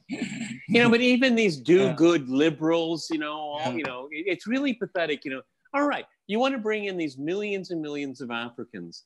You know what happens is that even if you do have a policy like that, the people that Africa needs are leaving. The people they need to build a stable and prosperous Africa. This is a brain drain that works against Africa, okay? And then you'll have the social divisions. I mean, where are they going to go? Are they going to go to just Germany? Because they're not going to go to Eastern Europe, okay? I mean, I haven't heard this, and I don't know this. Even if it is true, I don't know the number. But you never think about the other side of the equation. Have this open borders. What it does is it creates brain drain on countries that really need the brains to stay. Absolutely true. That's absolutely right. On the subject of Merkel, I mean, it's been absolutely obvious to me for a very long time that she is well past her sell-by date. I mean, I have to say I never particularly liked her, but I mean, I think now there is no real point to her any longer. And there was a very interesting article in The Guardian, of all places, by Timothy Garton Ash, who is an arch Euro-federalist, arch Europeanist, arch globalist, all the kind of things that anti-Russian, anti-Russian, all that. But even he is saying Merkel has to go. It is extraordinary to me that people in Germany are clinging on to her, and that this penny hasn't really fully yet dropped in Germany, because with every day and week that passes, this stagnation that she's presiding over is getting deeper and is creating more problems. And the business community has had it up to here with her. Absolutely. Paula McLennan, thank you for your super chat. Peter from Alex, super chat, €5. Greetings from Helsinki. Thank you for your efforts. Peter, I need help. Been watching RT's Kaiser report too much. Now friends claim I'm too cynical. Well, I friends don't think claim I'm too cynical. Okay, I think it's inappropriate for me to comment on other programs at RT. They stand on their own, as mine does. Okay, so I guess I'll do some breaking news here. I don't really watch much television. Okay? I'm spending a lot of time making it. Okay, and just kind of a biographical thing. In the morning, first thing I do is I'm puttering around the apartment.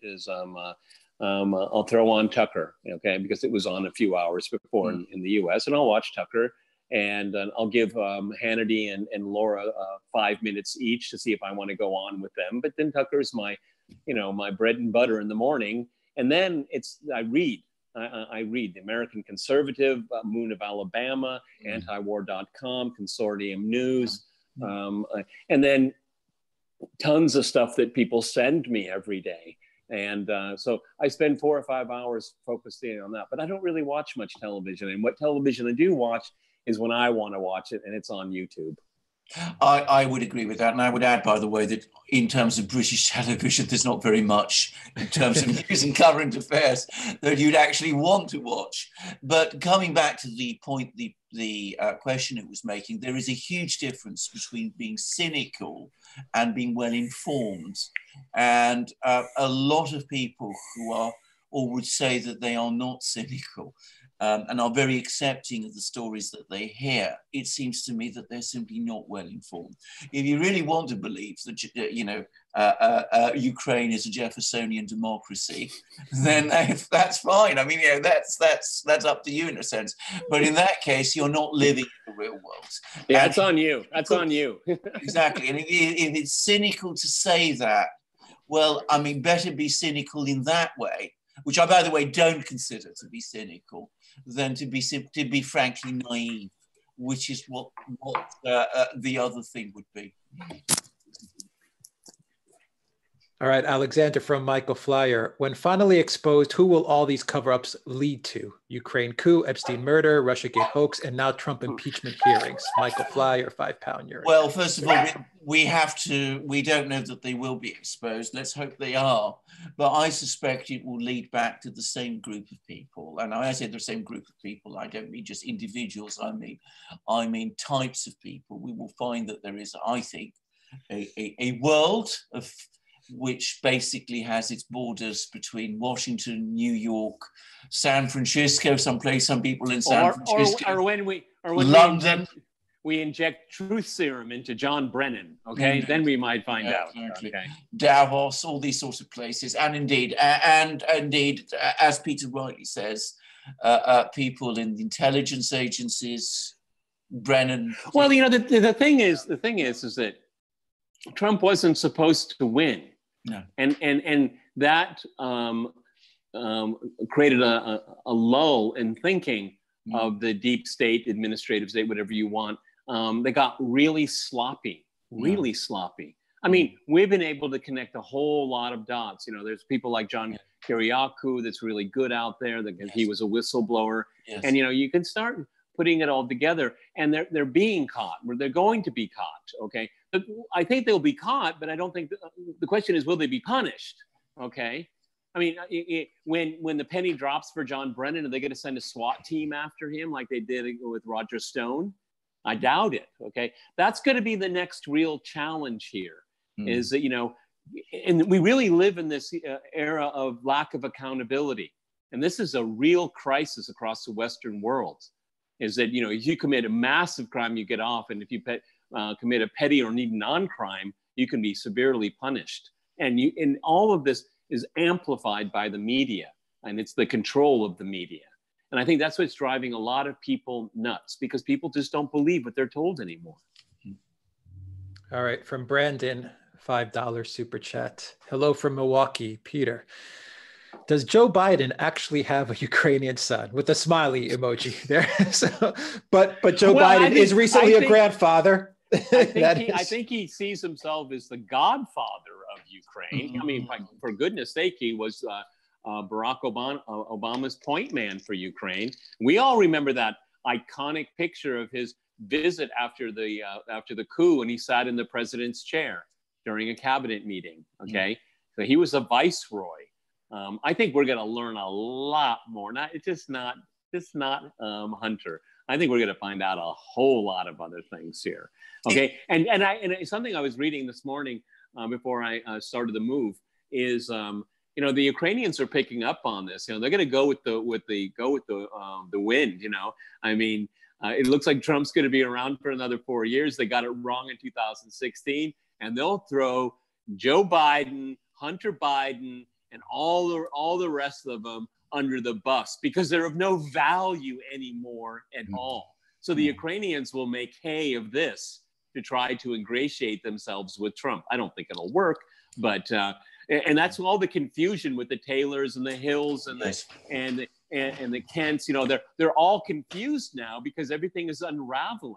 Yes. And their whole policy is in tatters. It's not because Trump is doing anything. The Ukrainians are changing the equation, okay, to see if they can get a new tranche of people to come in and to talk them up and protect them. Okay, getting into Ukraine was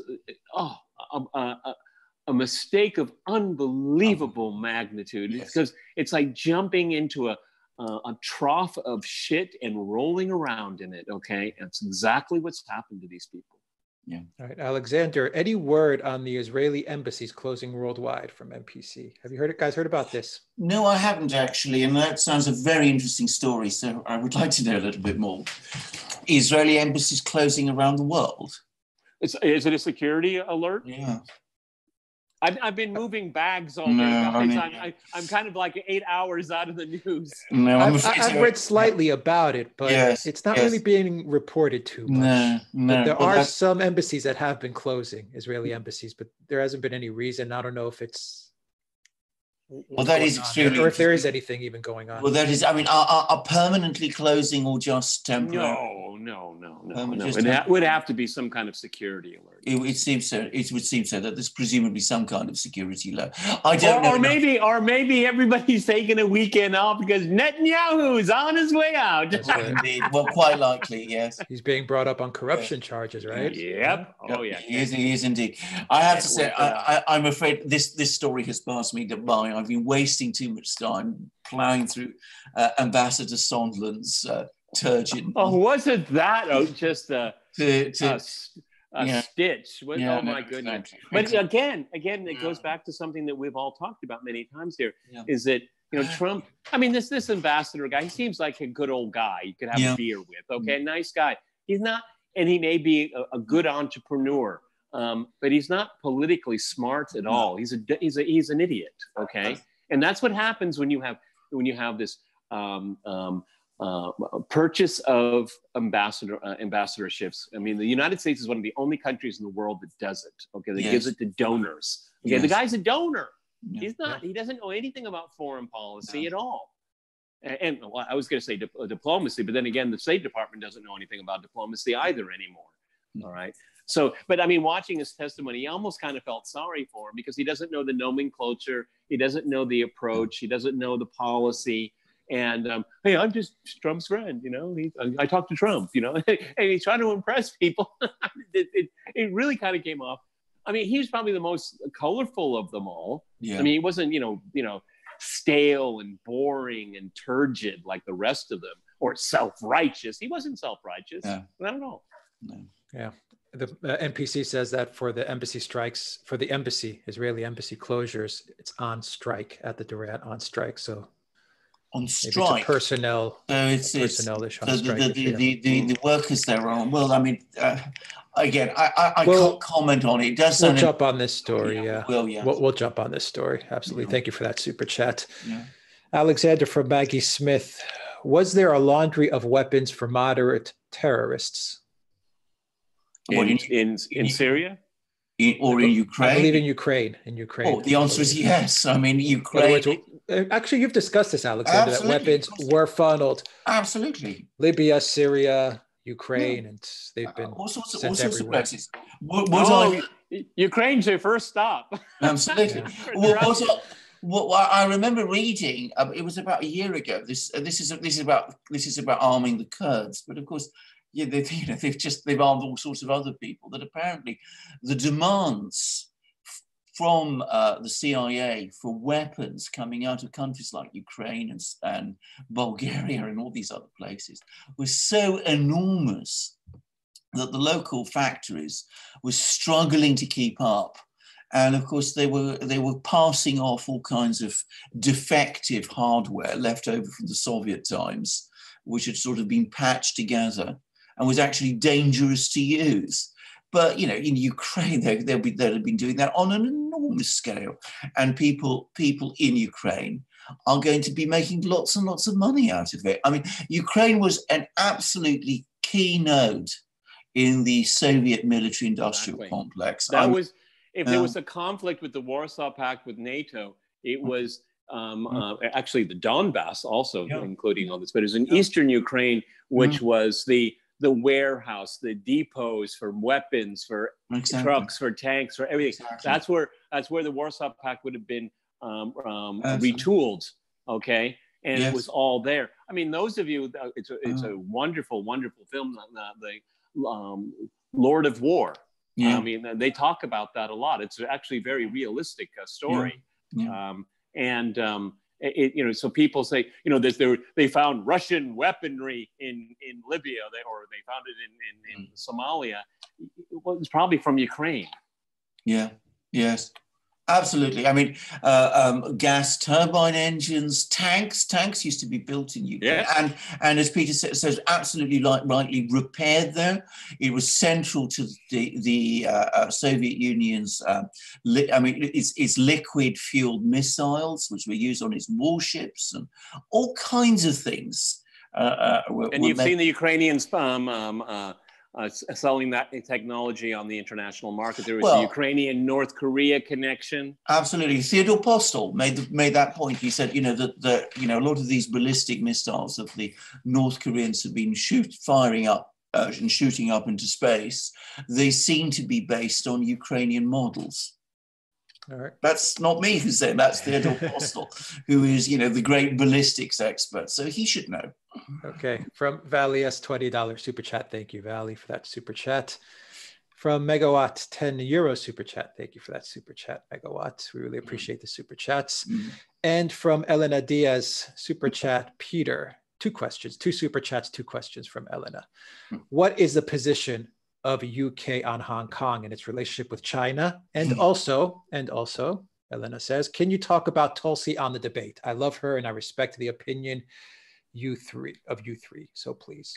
So that goes to Peter and to Alexander. Okay. I mean, the UK's, it has an attitude towards Hong Kong, but I think it's a very neo-colonial attachment. I mean, we have to remember it was a colony of the UK for a century. And they have this, they feel like they have some kind of moral right to stick their nose into the internal affairs of China. Look, I want to be very clear because we've been criticized on our podcasts about this. I mean, I don't like seeing protesters being beaten up and tear gas being used against them, but I don't like protesters using force as well, okay? As much as this will disappoint people, it is an internal affair of China. In the United States and in the UK, European Union, it's none of their business at all. It's not, and none of their business. And we've said this on this podcast too. These students that are using force and violence, they're destroying the liberties that they could still hang on to, right? And I think that they do themselves a disservice. And there is a foreign hand in this. It's been very well documented. So again, they're not Jeffersonian Democrats, okay? No. These people are working at the behest of others.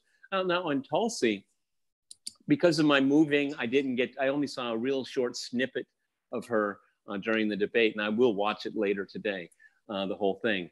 Watching these Democrats, man, you'll never get insomnia.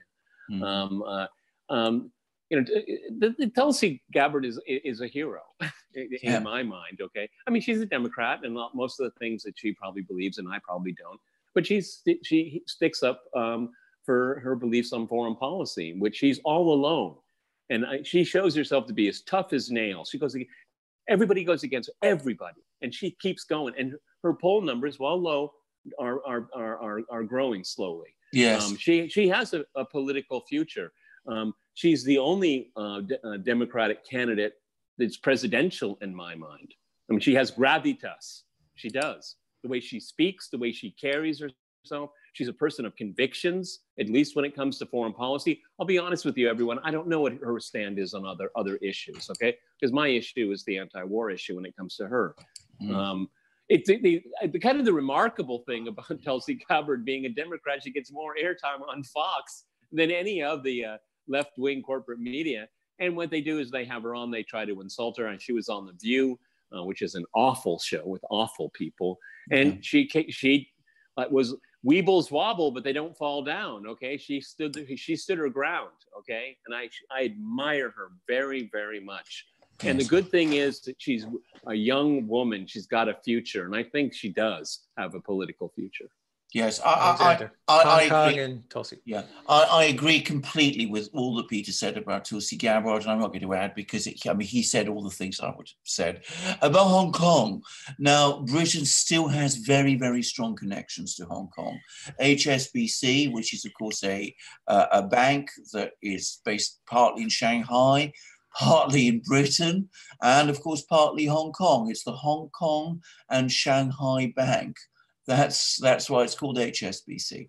So it's there's that big financial connection. I think a lot of people don't know is that Hong Kong also has a British-based legal system, and there's quite a little industry of senior lawyers in Britain, senior solicitors and barristers, accepting jobs in Hong Kong as Hong Kong judges. So that there's those kind of connections, and the British do take a big interest in Hong Kong, and they do want to basically interfere to some extent in Hong Kong. I mean, the British media has been taking a very strong line of supporting the protesters in Hong Kong. Nonetheless, I think if you really want to look for an outside hand in Hong Kong, the British are completely overshadowed in Hong Kong, like everywhere else, by the US. So we mustn't overstate British influence in Hong Kong or the British role in it. But the British do still feel a kind of connection to Hong Kong, and they still have a lot of interests there. Okay, Alexander, super chat from Magnesia Shan. Rasputin is not like the Alexanders. The ZAR 100 super chat. Rasputin is not like the Alexanders. Well, I'm not quite sure what that refers to. I mean, if you're referring to Greek, well, I'm not sure which Alexanders, but Grigori Rasputin was the most interesting man. Of course, the favorite of the last empress of Russia, Empress Alexandra. And there are all sorts of stories about him, most of which, by the way, are completely not true. And one of the most interesting things is when Such as which stories are completely not true? Give us one. I'll give you one example. I mean, there's constant claims that he was some sort of healer. He wasn't a healer, and he never actually pretended to be much of a healer. And of course, he had various illnesses, and he was the subject of more than one assassination attempt, and he was very seriously ill during that first one. And of course, he didn't heal himself. That's one example. So that really isn't true. Another one you sometimes hear about is people say that he was a monk. He wasn't a monk. He wasn't even a priest. He was somebody who was a completely secular individual who claimed to be some kind of preacher. Prophet, but he was nothing to do with the church and the Orthodox Church. And in fact, the Orthodox Church eventually came to the view that he was absolutely not good news.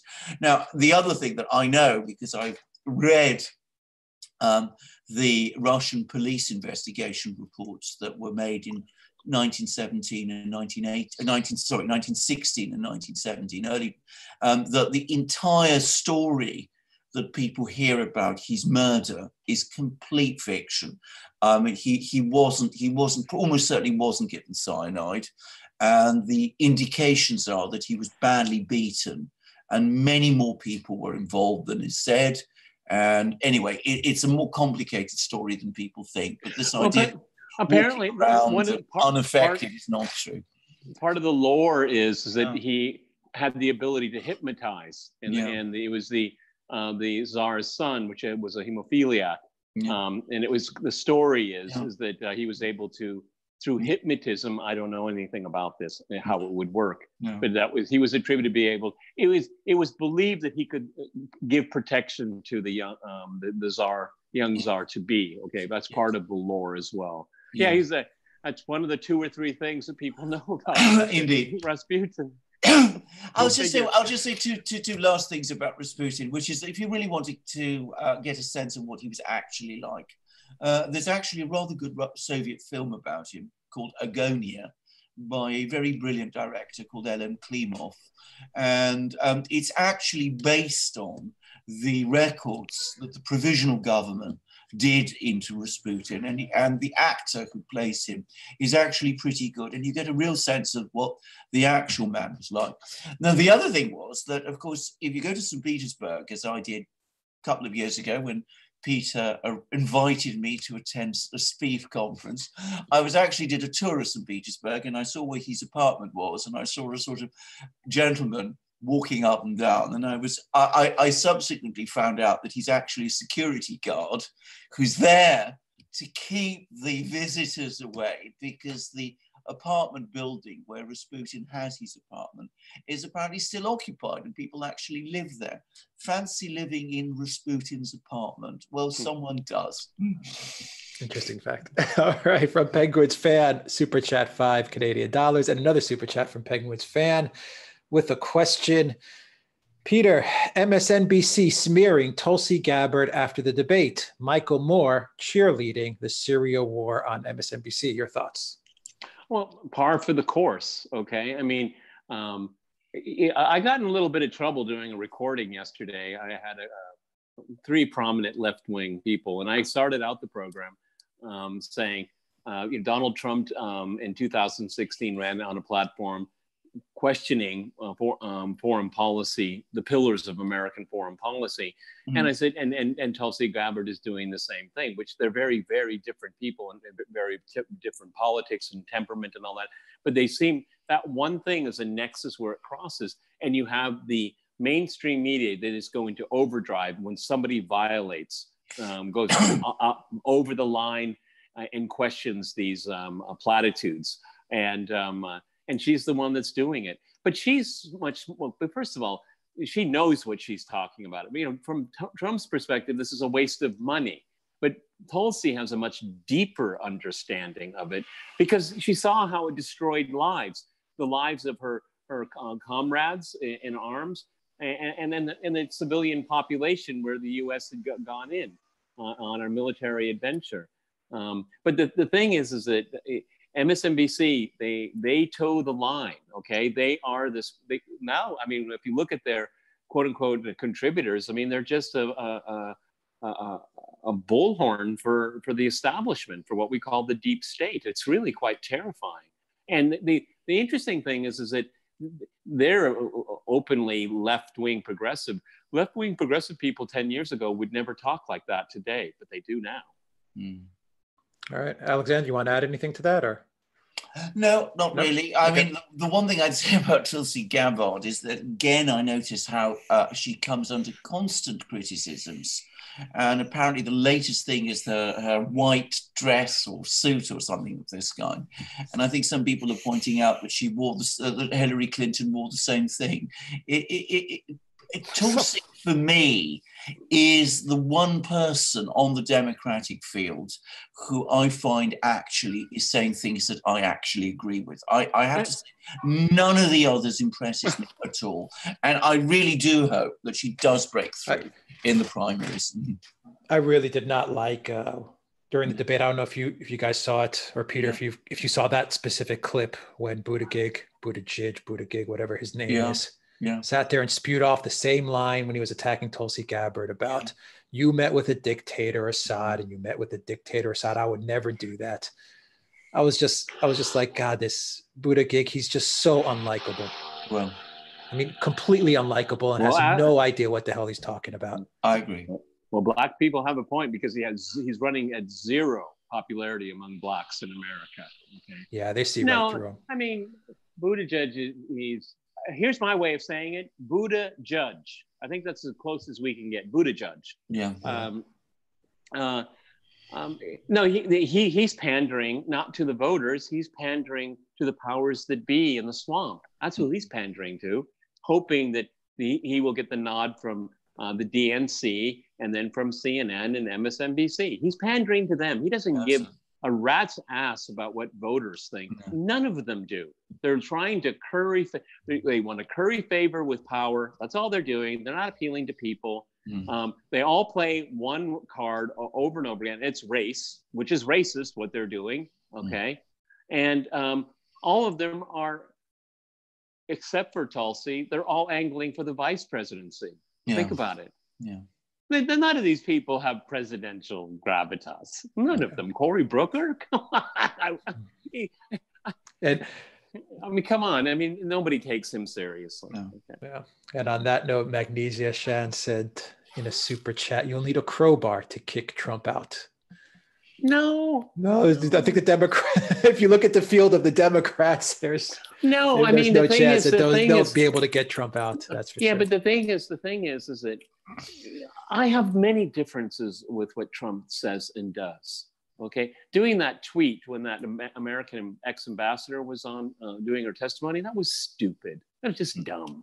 Okay, that was an unforced error. Okay, but the thing is that the Democrats, their single biggest mistake, and the media, is to run against Trump, and that's their mistake. If they did something else, they might get some track. See, I think I said this the last time we did a live. I said, who is left undecided when it comes to Donald Trump? There's nobody undecided. Everybody's decided. You might not say it, but you've decided. And this is all a charade right now. If they can't run on anything other, I hate Trump, they're going to lose. They're going to lose. And they can't. They're going to lose big time. They're going to lose big time. Because if all you do is, essentially politics, democratic politics is you run on a future, on a vision, okay? You don't run negative. It doesn't work. It doesn't work. And Trump, and he has, I mean, you can see it on Fox. I mean, he's mobilizing. He's mobilizing his base. He's mobilizing the party. They're doing a good job. I mean, and they got money in the bank too. They're doing pretty well. So, I mean, everything, their worst nightmare of the left and the media is coming true. And they're making it come true because they did it in 2016. In many ways, they elected Donald Trump. Okay? They did. When you call half the country deplorable, then people say, I haven't voted for a while. I think I'm going to go vote now. Okay? Because I'm being called deplorable. I'm morally inferior to you talking heads at CNN. Really? That angers people. And don't forget the Kavanaugh trial. Okay, trial. I said trial, testimony. But it was a trial, wasn't it? And that infuriated a lot. It still makes me angry. Still makes me angry thinking about it. All right. Thank you for that super chat, Magnesia Shan. And from Penguins fan, Alexander, update on Idlib and Syria. Well, I've just been hearing that Putin has given a comment in which he says that the major battles in Syria are over. And I think that's probably true. I mean, I think that we will gradually now see that the Turks and the Russians will gradually arrange things for Idlib and all those areas to come back under Syrian control. And we probably won't see the great dramatic battles that we were looking at until recently. That's my own personal view.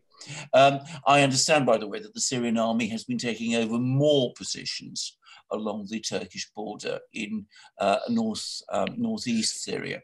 So I do sense that we're entering the end game, and I think it'll probably be more diplomatic now than there will be some fighting. The Russians are midwifing this. I'm doing mocking Victoria Nuland right now. Yes. The thing is that the good thing is that Russian diplomacy is being employed, and that's going to avoid Erdogan being humiliated. Okay, they're going to give him that cover where he can be like the Romans, declare victory and go home. Yes. Okay, and that's what's going to happen. Of course, Erdogan and Trump have a lot in common, at least rhetorically, in how they deal with the media. They'll say one thing, but it might mean something else. Okay, so Erdogan is playing to his base. His base, like in the United States, is in the center of the country.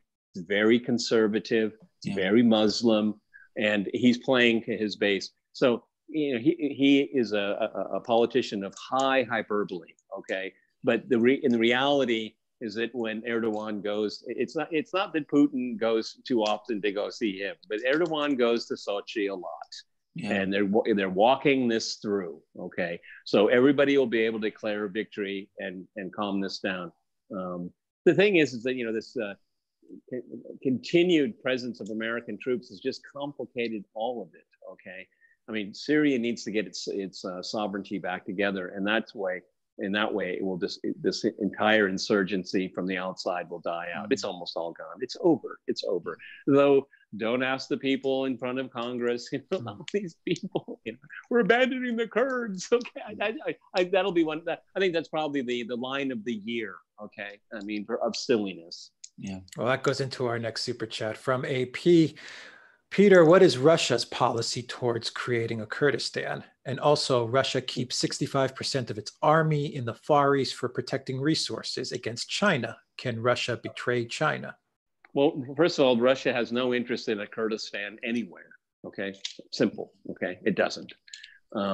It doesn't mean that it doesn't have direct contact with the Kurds. Does it coordinate with the Kurds? Yeah, it does, but not for statehood.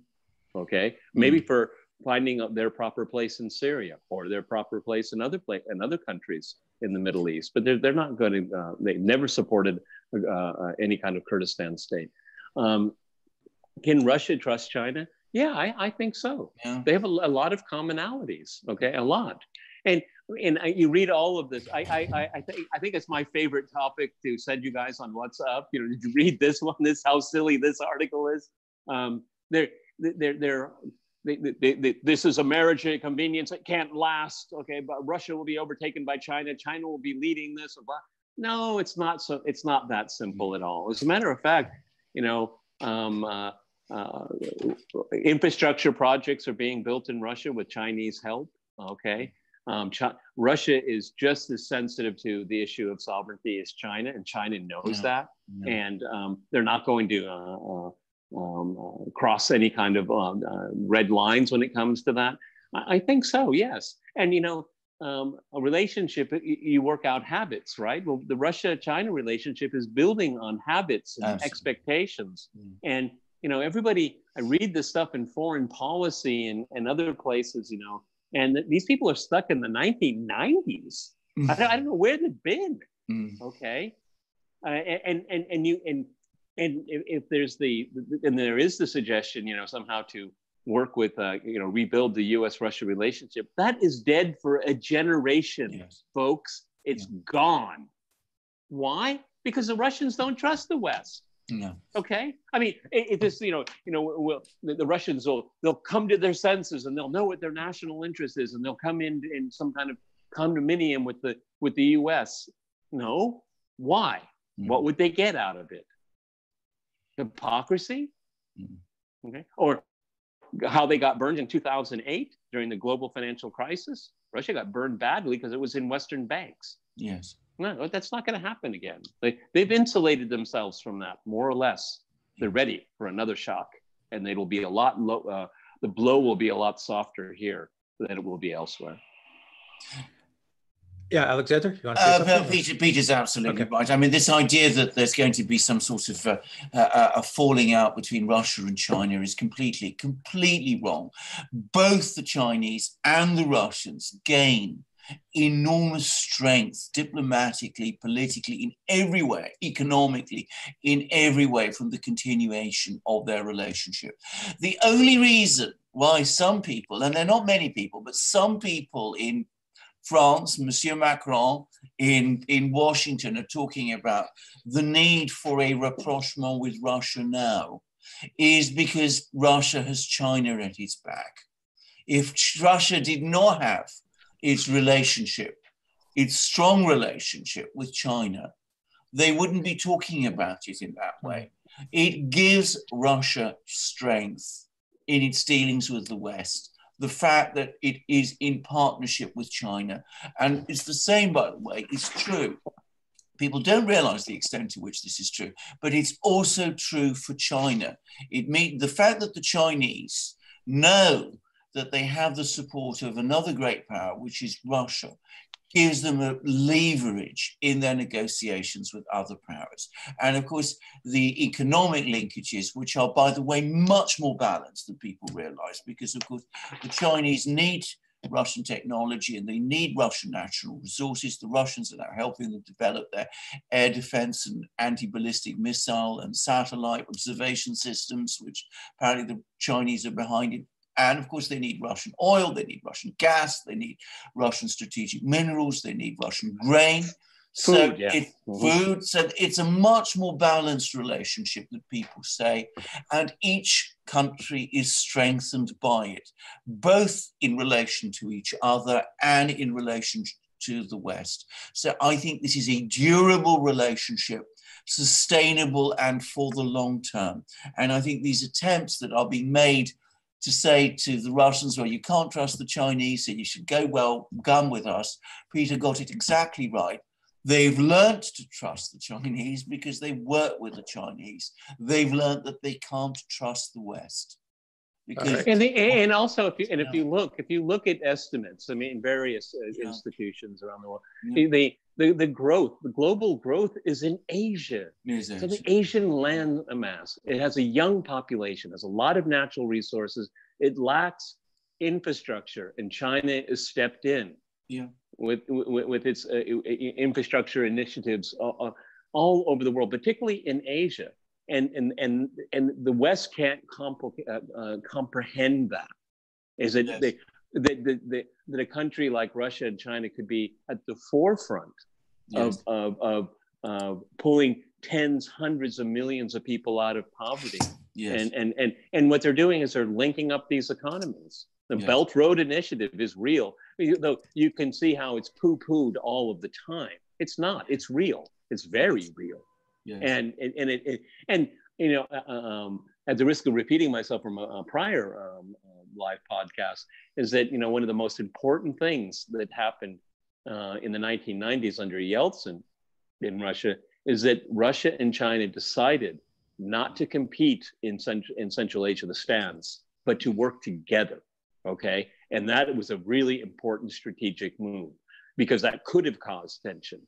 But what they've decided to do is that they will work together and bring these countries a greater level of prosperity without involving yourself in the internal affairs. See, that's the difference. Is that, you know, the Chinese will just say, you know, we'll loan you the money, just pay it back, you know, and you know this and that. But you know, your government, that's your government. You know, how many times have you heard China getting involved in a forced regime change?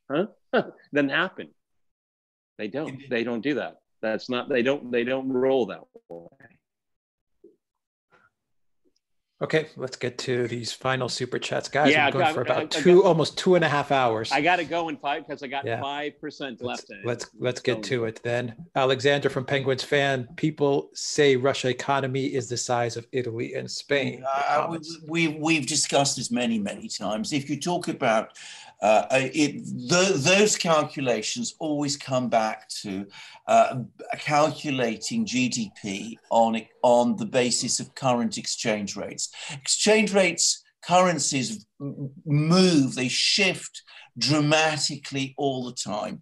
The IMF and the World Bank prefers purchasing power parity. They look at the size of an economy relative to what can be bought within that country in its own currency. On that basis, Russia is roughly the size of Germany, probably going to overtake Germany next year.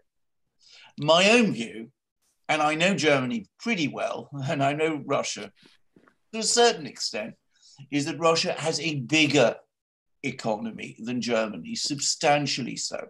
It is able to do many things, like have a space program, have a powerful military, develop the Arctic, build a space station, launch nuclear icebreakers, all kinds of things that the German economy cannot do. There is nothing Germany can produce that Russia couldn't produce if it put its mind to do it. The same is not true of Germany. That is the difference. It is a difference of scale. Okay. You know, I remember, again, going back to the last time I was at this Valdai discussion club in Sochi, and I can remember the Ukraine thing was really on fire. And I can remember sitting with these American academics, and they said to me, well, and this is when all the sanctions are being thrown in, this is going to really hurt the Russians, because, they can't build drilling bits to go into the Arctic. They just can't do it. I just thought, what? Drilling bits? What are you talking about? It's just like a psychosis, Yes. Because what it is that they say they can't do it, but what they're thinking is that we don't want them to do it. Yes. We don't want them to succeed. Yes. And it's just a pathology. It's just like, okay. I mean, I don't know where you came up with that one. Who told you that? But there's not one thing that is insurmountable for the Russian people and the economy. Not one thing. No. And they put their minds to it. They can do it. They can do it. They've got a huge industrial base. They've got a huge scientific base. They have some of the best scientists in the world. They've built hypersonic weapons. They have a massive nuclear industry. The idea that they can't build drilling bits is just surreal, frankly. Surreal. That's the word. Yeah. All right. Super chat from Sparky. Baby boomers are afraid of karma. They don't hold people responsible because they are afraid that they will be held responsible. I didn't Super chat comment. Sparky. Words of wisdom. Well, I mean, that's a very good wisdom. No. Well, because you and I are baby boomers, okay? I mean, baby boomers. No, baby boomers have gotten. See, this is one of the things that I think that is very detrimental is that baby boomers have they feel entitled. I mean, this is a generation of entitlement, okay? And they're not held responsible for what they leave behind. A lot of debt, okay, rotting infrastructure, and bequeathing an economy to people that really have very serious challenges in life. I mean, not being able to get a down payment to buy a house, marrying late in life, if at all, not having children, though we know they want to have children, and it was this entitlement of a half century where we'll just put it on the credit card. Okay, we'll put it on the credit card and we won't worry about it. Well, that's going to come. It's coming to haunt. Okay, it's been very, very irresponsible. I can remember my father grew up during the Great Depression. I was born. My father was quite. He's already in his 40s when I was born, and 40s. And everything in when I was growing up had tin foil. And you know what he would do? I mean, if it was like on a TV dinner, the foil, he'd take it off and he would put it with other foil. And he had these huge balls of aluminum foil. And I said, Dad, what's it for? And he said, well, you don't throw it away. But what are you going to use it for? Well, you don't throw it away. I mean, they came from the 1930s, okay? And my generation couldn't understand those kinds of things at all because everything was you buy it, you throw it away, you get a new one.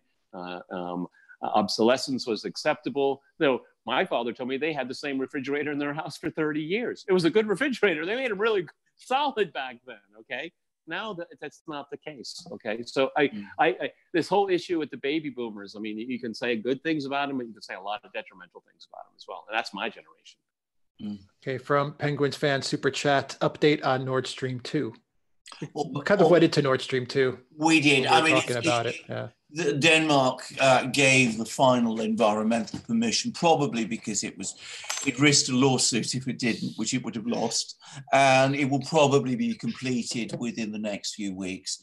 I understand that Gazprom has actually finished building the various pipelines. And what now has to be done is that they need to be brought to the sea and linked together, and the pipeline will be finished. So Nord Stream 2 is a done thing. Okay. Yep. From Paul Carden, Super Chat, I noticed when you punch in the gossip blower's surname in the comments here, it disappears instantly in a puff of Silicon Valley smoke. Not surprising. A name everybody knows. Everybody knows who it is. Everybody knows it. Everybody knows who it is, but we're not allowed to mention his name. And I mean, that is really so bizarre. It's the weirdest thing I've ever seen. Yeah, well, did they protect the whistleblower named Julian Assange? Did they protect John Kiriakou? Did they protect Chelsea? Did they protect them? Mm-hmm. Well, wow. I mean, I guess this is a whistleblower of a greater God. You know, the hypocrisy of it stinks. Yes. Stinks. No. But Adam Schiff and Vidman, they never met him, Peter, obviously. Oh, of course not. No. I have no idea. I don't know. I can't spell it, but can you spell Pinocchio? I'm a terrible speller. All right, from Christoph Hatch, birth year, 10 euro super chat. Wonderful watching the Duran. Blessings from the Roan Alps. Thank you very much. Thank you very much for that. From Magnesia Shan, super chat 100 ZAR. Happy Christmas, XX. Thank you. Magnesia as well. From David Distag, $2 super chat. Afghanistan ? Indeed. When are we going to stop helping Afghanistan? Afghanistan. I want you to leave these people alone. Yeah. You know, what I'm about to say will sound kind of strange, but I mean, the U.S. will be leaving the Middle East. They'll be leaving that region. Okay, it is only a matter of time. Okay, because it's become a strategic backwater. It has very little strategic value. The world is awash with oil, awash with it. You can't keep the only thing it's about Israel. That's it. You can't say we're protecting oil. It's not it. There's too much oil in the world right now. Okay, and it's just going to be the spin doctors. You know, we have to protect our ally Israel. Well, there's no mutual assistance agreement between the United States and Israel. The United States is not obligated to it. I don't think the European Union has. Yes. So it'll always get down to that. But the Middle East is a strategic backwater, and you know the Russians are filling the void. Hardly. Because they have good diplomatic relations with just about everyone. That's filling the void. Come on, another stupid exaggeration. This is a victory for Putin. That's nonsense. It doesn't even really deserve a reaction. I mean, you should laugh at it more than anything else. Yes. Yeah. All right, from Sparky, a $2 super chat. Alexander, how about Trump's Haspel CIA overthrowing in Bolivia? Well, this is a terrible thing. And can I make it absolutely clear? It was a coup. I gather, by the way, we're talking about Tulsi Gabbard, and I gather that she's actually just come out and said that it was a coup period. And she was absolutely right. And we did a video on this, and it was a coup. Morales says that it was involved, it was because of lithium and getting control of Bolivia's very large lithium resources. Because they were in negotiations with the Chinese. And now now it looks like the Germans are going to get it. Well, indeed. And any situation where the military chief says that the president should stand down is a coup. And of course, the military chief before Morales stood down, so that the military cannot possibly, under any circumstances, involve itself in suppressing protesters, because that goes against the law and the constitution and democracy and everything else. The moment, of course, Morales is out of the way, what does the military do? It joins the police to shoot down pro-Morales protesters. It was a coup. It was a terrible business. I'm afraid there's a very, very long history of US-backed coups in Latin America. This is just... You know, there's a really important element the liberal media will not talk about. No. But a lot of it has to do with racism as well against the indigenous people. Yes. Because they have the largest indigenous population of all countries in the region. And everybody knows I'm a conservative, okay? But Morales brought a lot of people out of poverty, increased literacy, That was his problem. He did a lot of good things. Okay. Yes. That's why one of the reasons why they got rid of him, because they saw him as a demonstration effect. Now, I'm not a proponent of a socialized economy, but I don't live in Bolivia. I don't vote in Bolivia. Yes. I believe in democracy. Let people decide their own fate. And they voted for him. I don't think it was a good idea for Morales to stand again for election. I think his legacy was established, and I think he could have left and enjoyed his legacy, and it would be fairly earned. And I think that he probably, that was a bit of an overstretch, but it doesn't justify a military coup and the torture that's going on. The Constitution was trampled on. There was no quorum. Morales' party, MAS, was intimidated. I mean, when I use intimidated, that is a soft word. I mean, people, hostages, threats, death threats.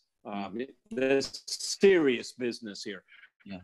I worry because Senator Maciris and I are old enough. I fear for Bolivia. Yeah, absolutely. All right. Very much so. Okay, one or two more questions because I'm really on fumes now. I know we've still got about like 5 or 6, but let's try to get through it quickly, guys. From Penguins fan, Merkel hated by Russians because 2014, Britain cause of Brexit, China cause of Hong Kong, and she's public enemy #1 in Greece and elsewhere. Indeed, Sarah, and increasingly unpopular in Germany itself because of lots of reasons, not just the immigrant one.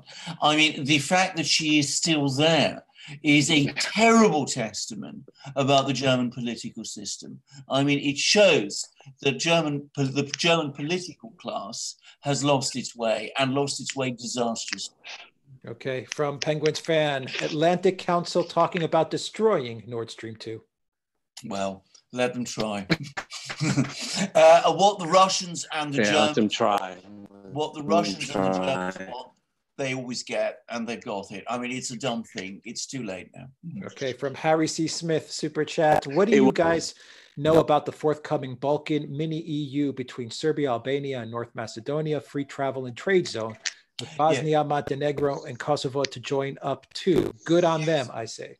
Well, indeed, but I mean, as I said, we now also have Macron coming along and saying that there's going to be no further extensions of the EU into the Balkans or Ukraine or anywhere else until the EU is radically reformed, and vetoing accession by North Macedonia and Albania. So, you know, these are big events. Now, if the EU wants to come to some kind of arrangements with these countries, which involves some sort of free travel, I'm not going to object. All I'm saying is there are ways you can develop relations which build bridges and are good. And then there are other things you do which are geopolitically directed, which can be disastrous. And EU and NATO policy in the Balkans has been generally disastrous. As I have said many times, it has been focusing on isolating Serbia, distancing Serbia from Russia, and surrounding Serbia with unstable microstates against which Serbia has grievances against every one of them. That is a future recipe for conflict and war, not for stability and peace. Okay, from Sparky, I meant boomers don't send elites to prison. Going back to the boomers super chat question. Oh, well, Peter. Okay, thank you for that super chat. Well, they do, but they send the wrong people to prison. Well, right. very much so. Yeah. Okay, from Balk Jaduma, €10 super chat. I'll read it backwards because that super chat will get this video taken down. Ella Ram, CIA. You guys can put the words together on the gossip lore. Anyway, from Sparky, thank you for that super chat, by the way. From Sparky, $2 super chat. Protecting oil or broccoli? What's the difference? Going back to the Middle East, once again, an excellent comment. Sparky. Well, I mean, but the thing is too is it's you have to always remember what is front and center. It's always American exceptionalism, meaning that we know better. Okay, it doesn't matter if it's about broccoli or about petroleum. It is a messianic thing. It's purely irrational. It's not based in reality. And if you test it next to reality, it is very dangerous. Okay. Yes. I mean, look at American debt levels. Look at the Yes. degradation of infrastructure. So that's because of exceptionalism. Mm. That we have to seek out all of the monsters around the world until they're all vanquished. That is really stupid. Yes. Okay, Edward Turner, Super Chat, Australian 30. Thanks, guys. Informative and entertaining as always. And the final Super Chat from Penguins fan. Update on Ukraine economy. What's going on with it and gas trans dispute? We went into this in detail, Penguins fan, I believe in the beginning of the live stream. But if you guys want to summarize and we'll wrap it up. It's not in good shape. I mean, the Ukrainians like to produce figures about economic growth. I think they claimed 3% growth last year. And nobody that I know who knows Ukraine believes that, because all of these figures are distorted by the fact that Ukraine consistently understates its inflation rate, which everybody knows is much higher than it really says. Now, the point to understand is that Ukraine's people are getting poorer. Its industries are in a terrible position because their primary export market, which is Russia, was closed off to them. Investment has collapsed. And agriculture does still function at a certain level and does still try to export to various places, but the expectation of a great boom of exports to Europe has not been realized. So it's in a very tough place. Yeah, I guess they need to get Hunter Biden back to turn the economy around. Well, indeed. Yeah, they're missing the consultation of Hunter Biden and Christopher Hines and Devin Archer and all these guys. Anyway, Peter, what are you checking out this week?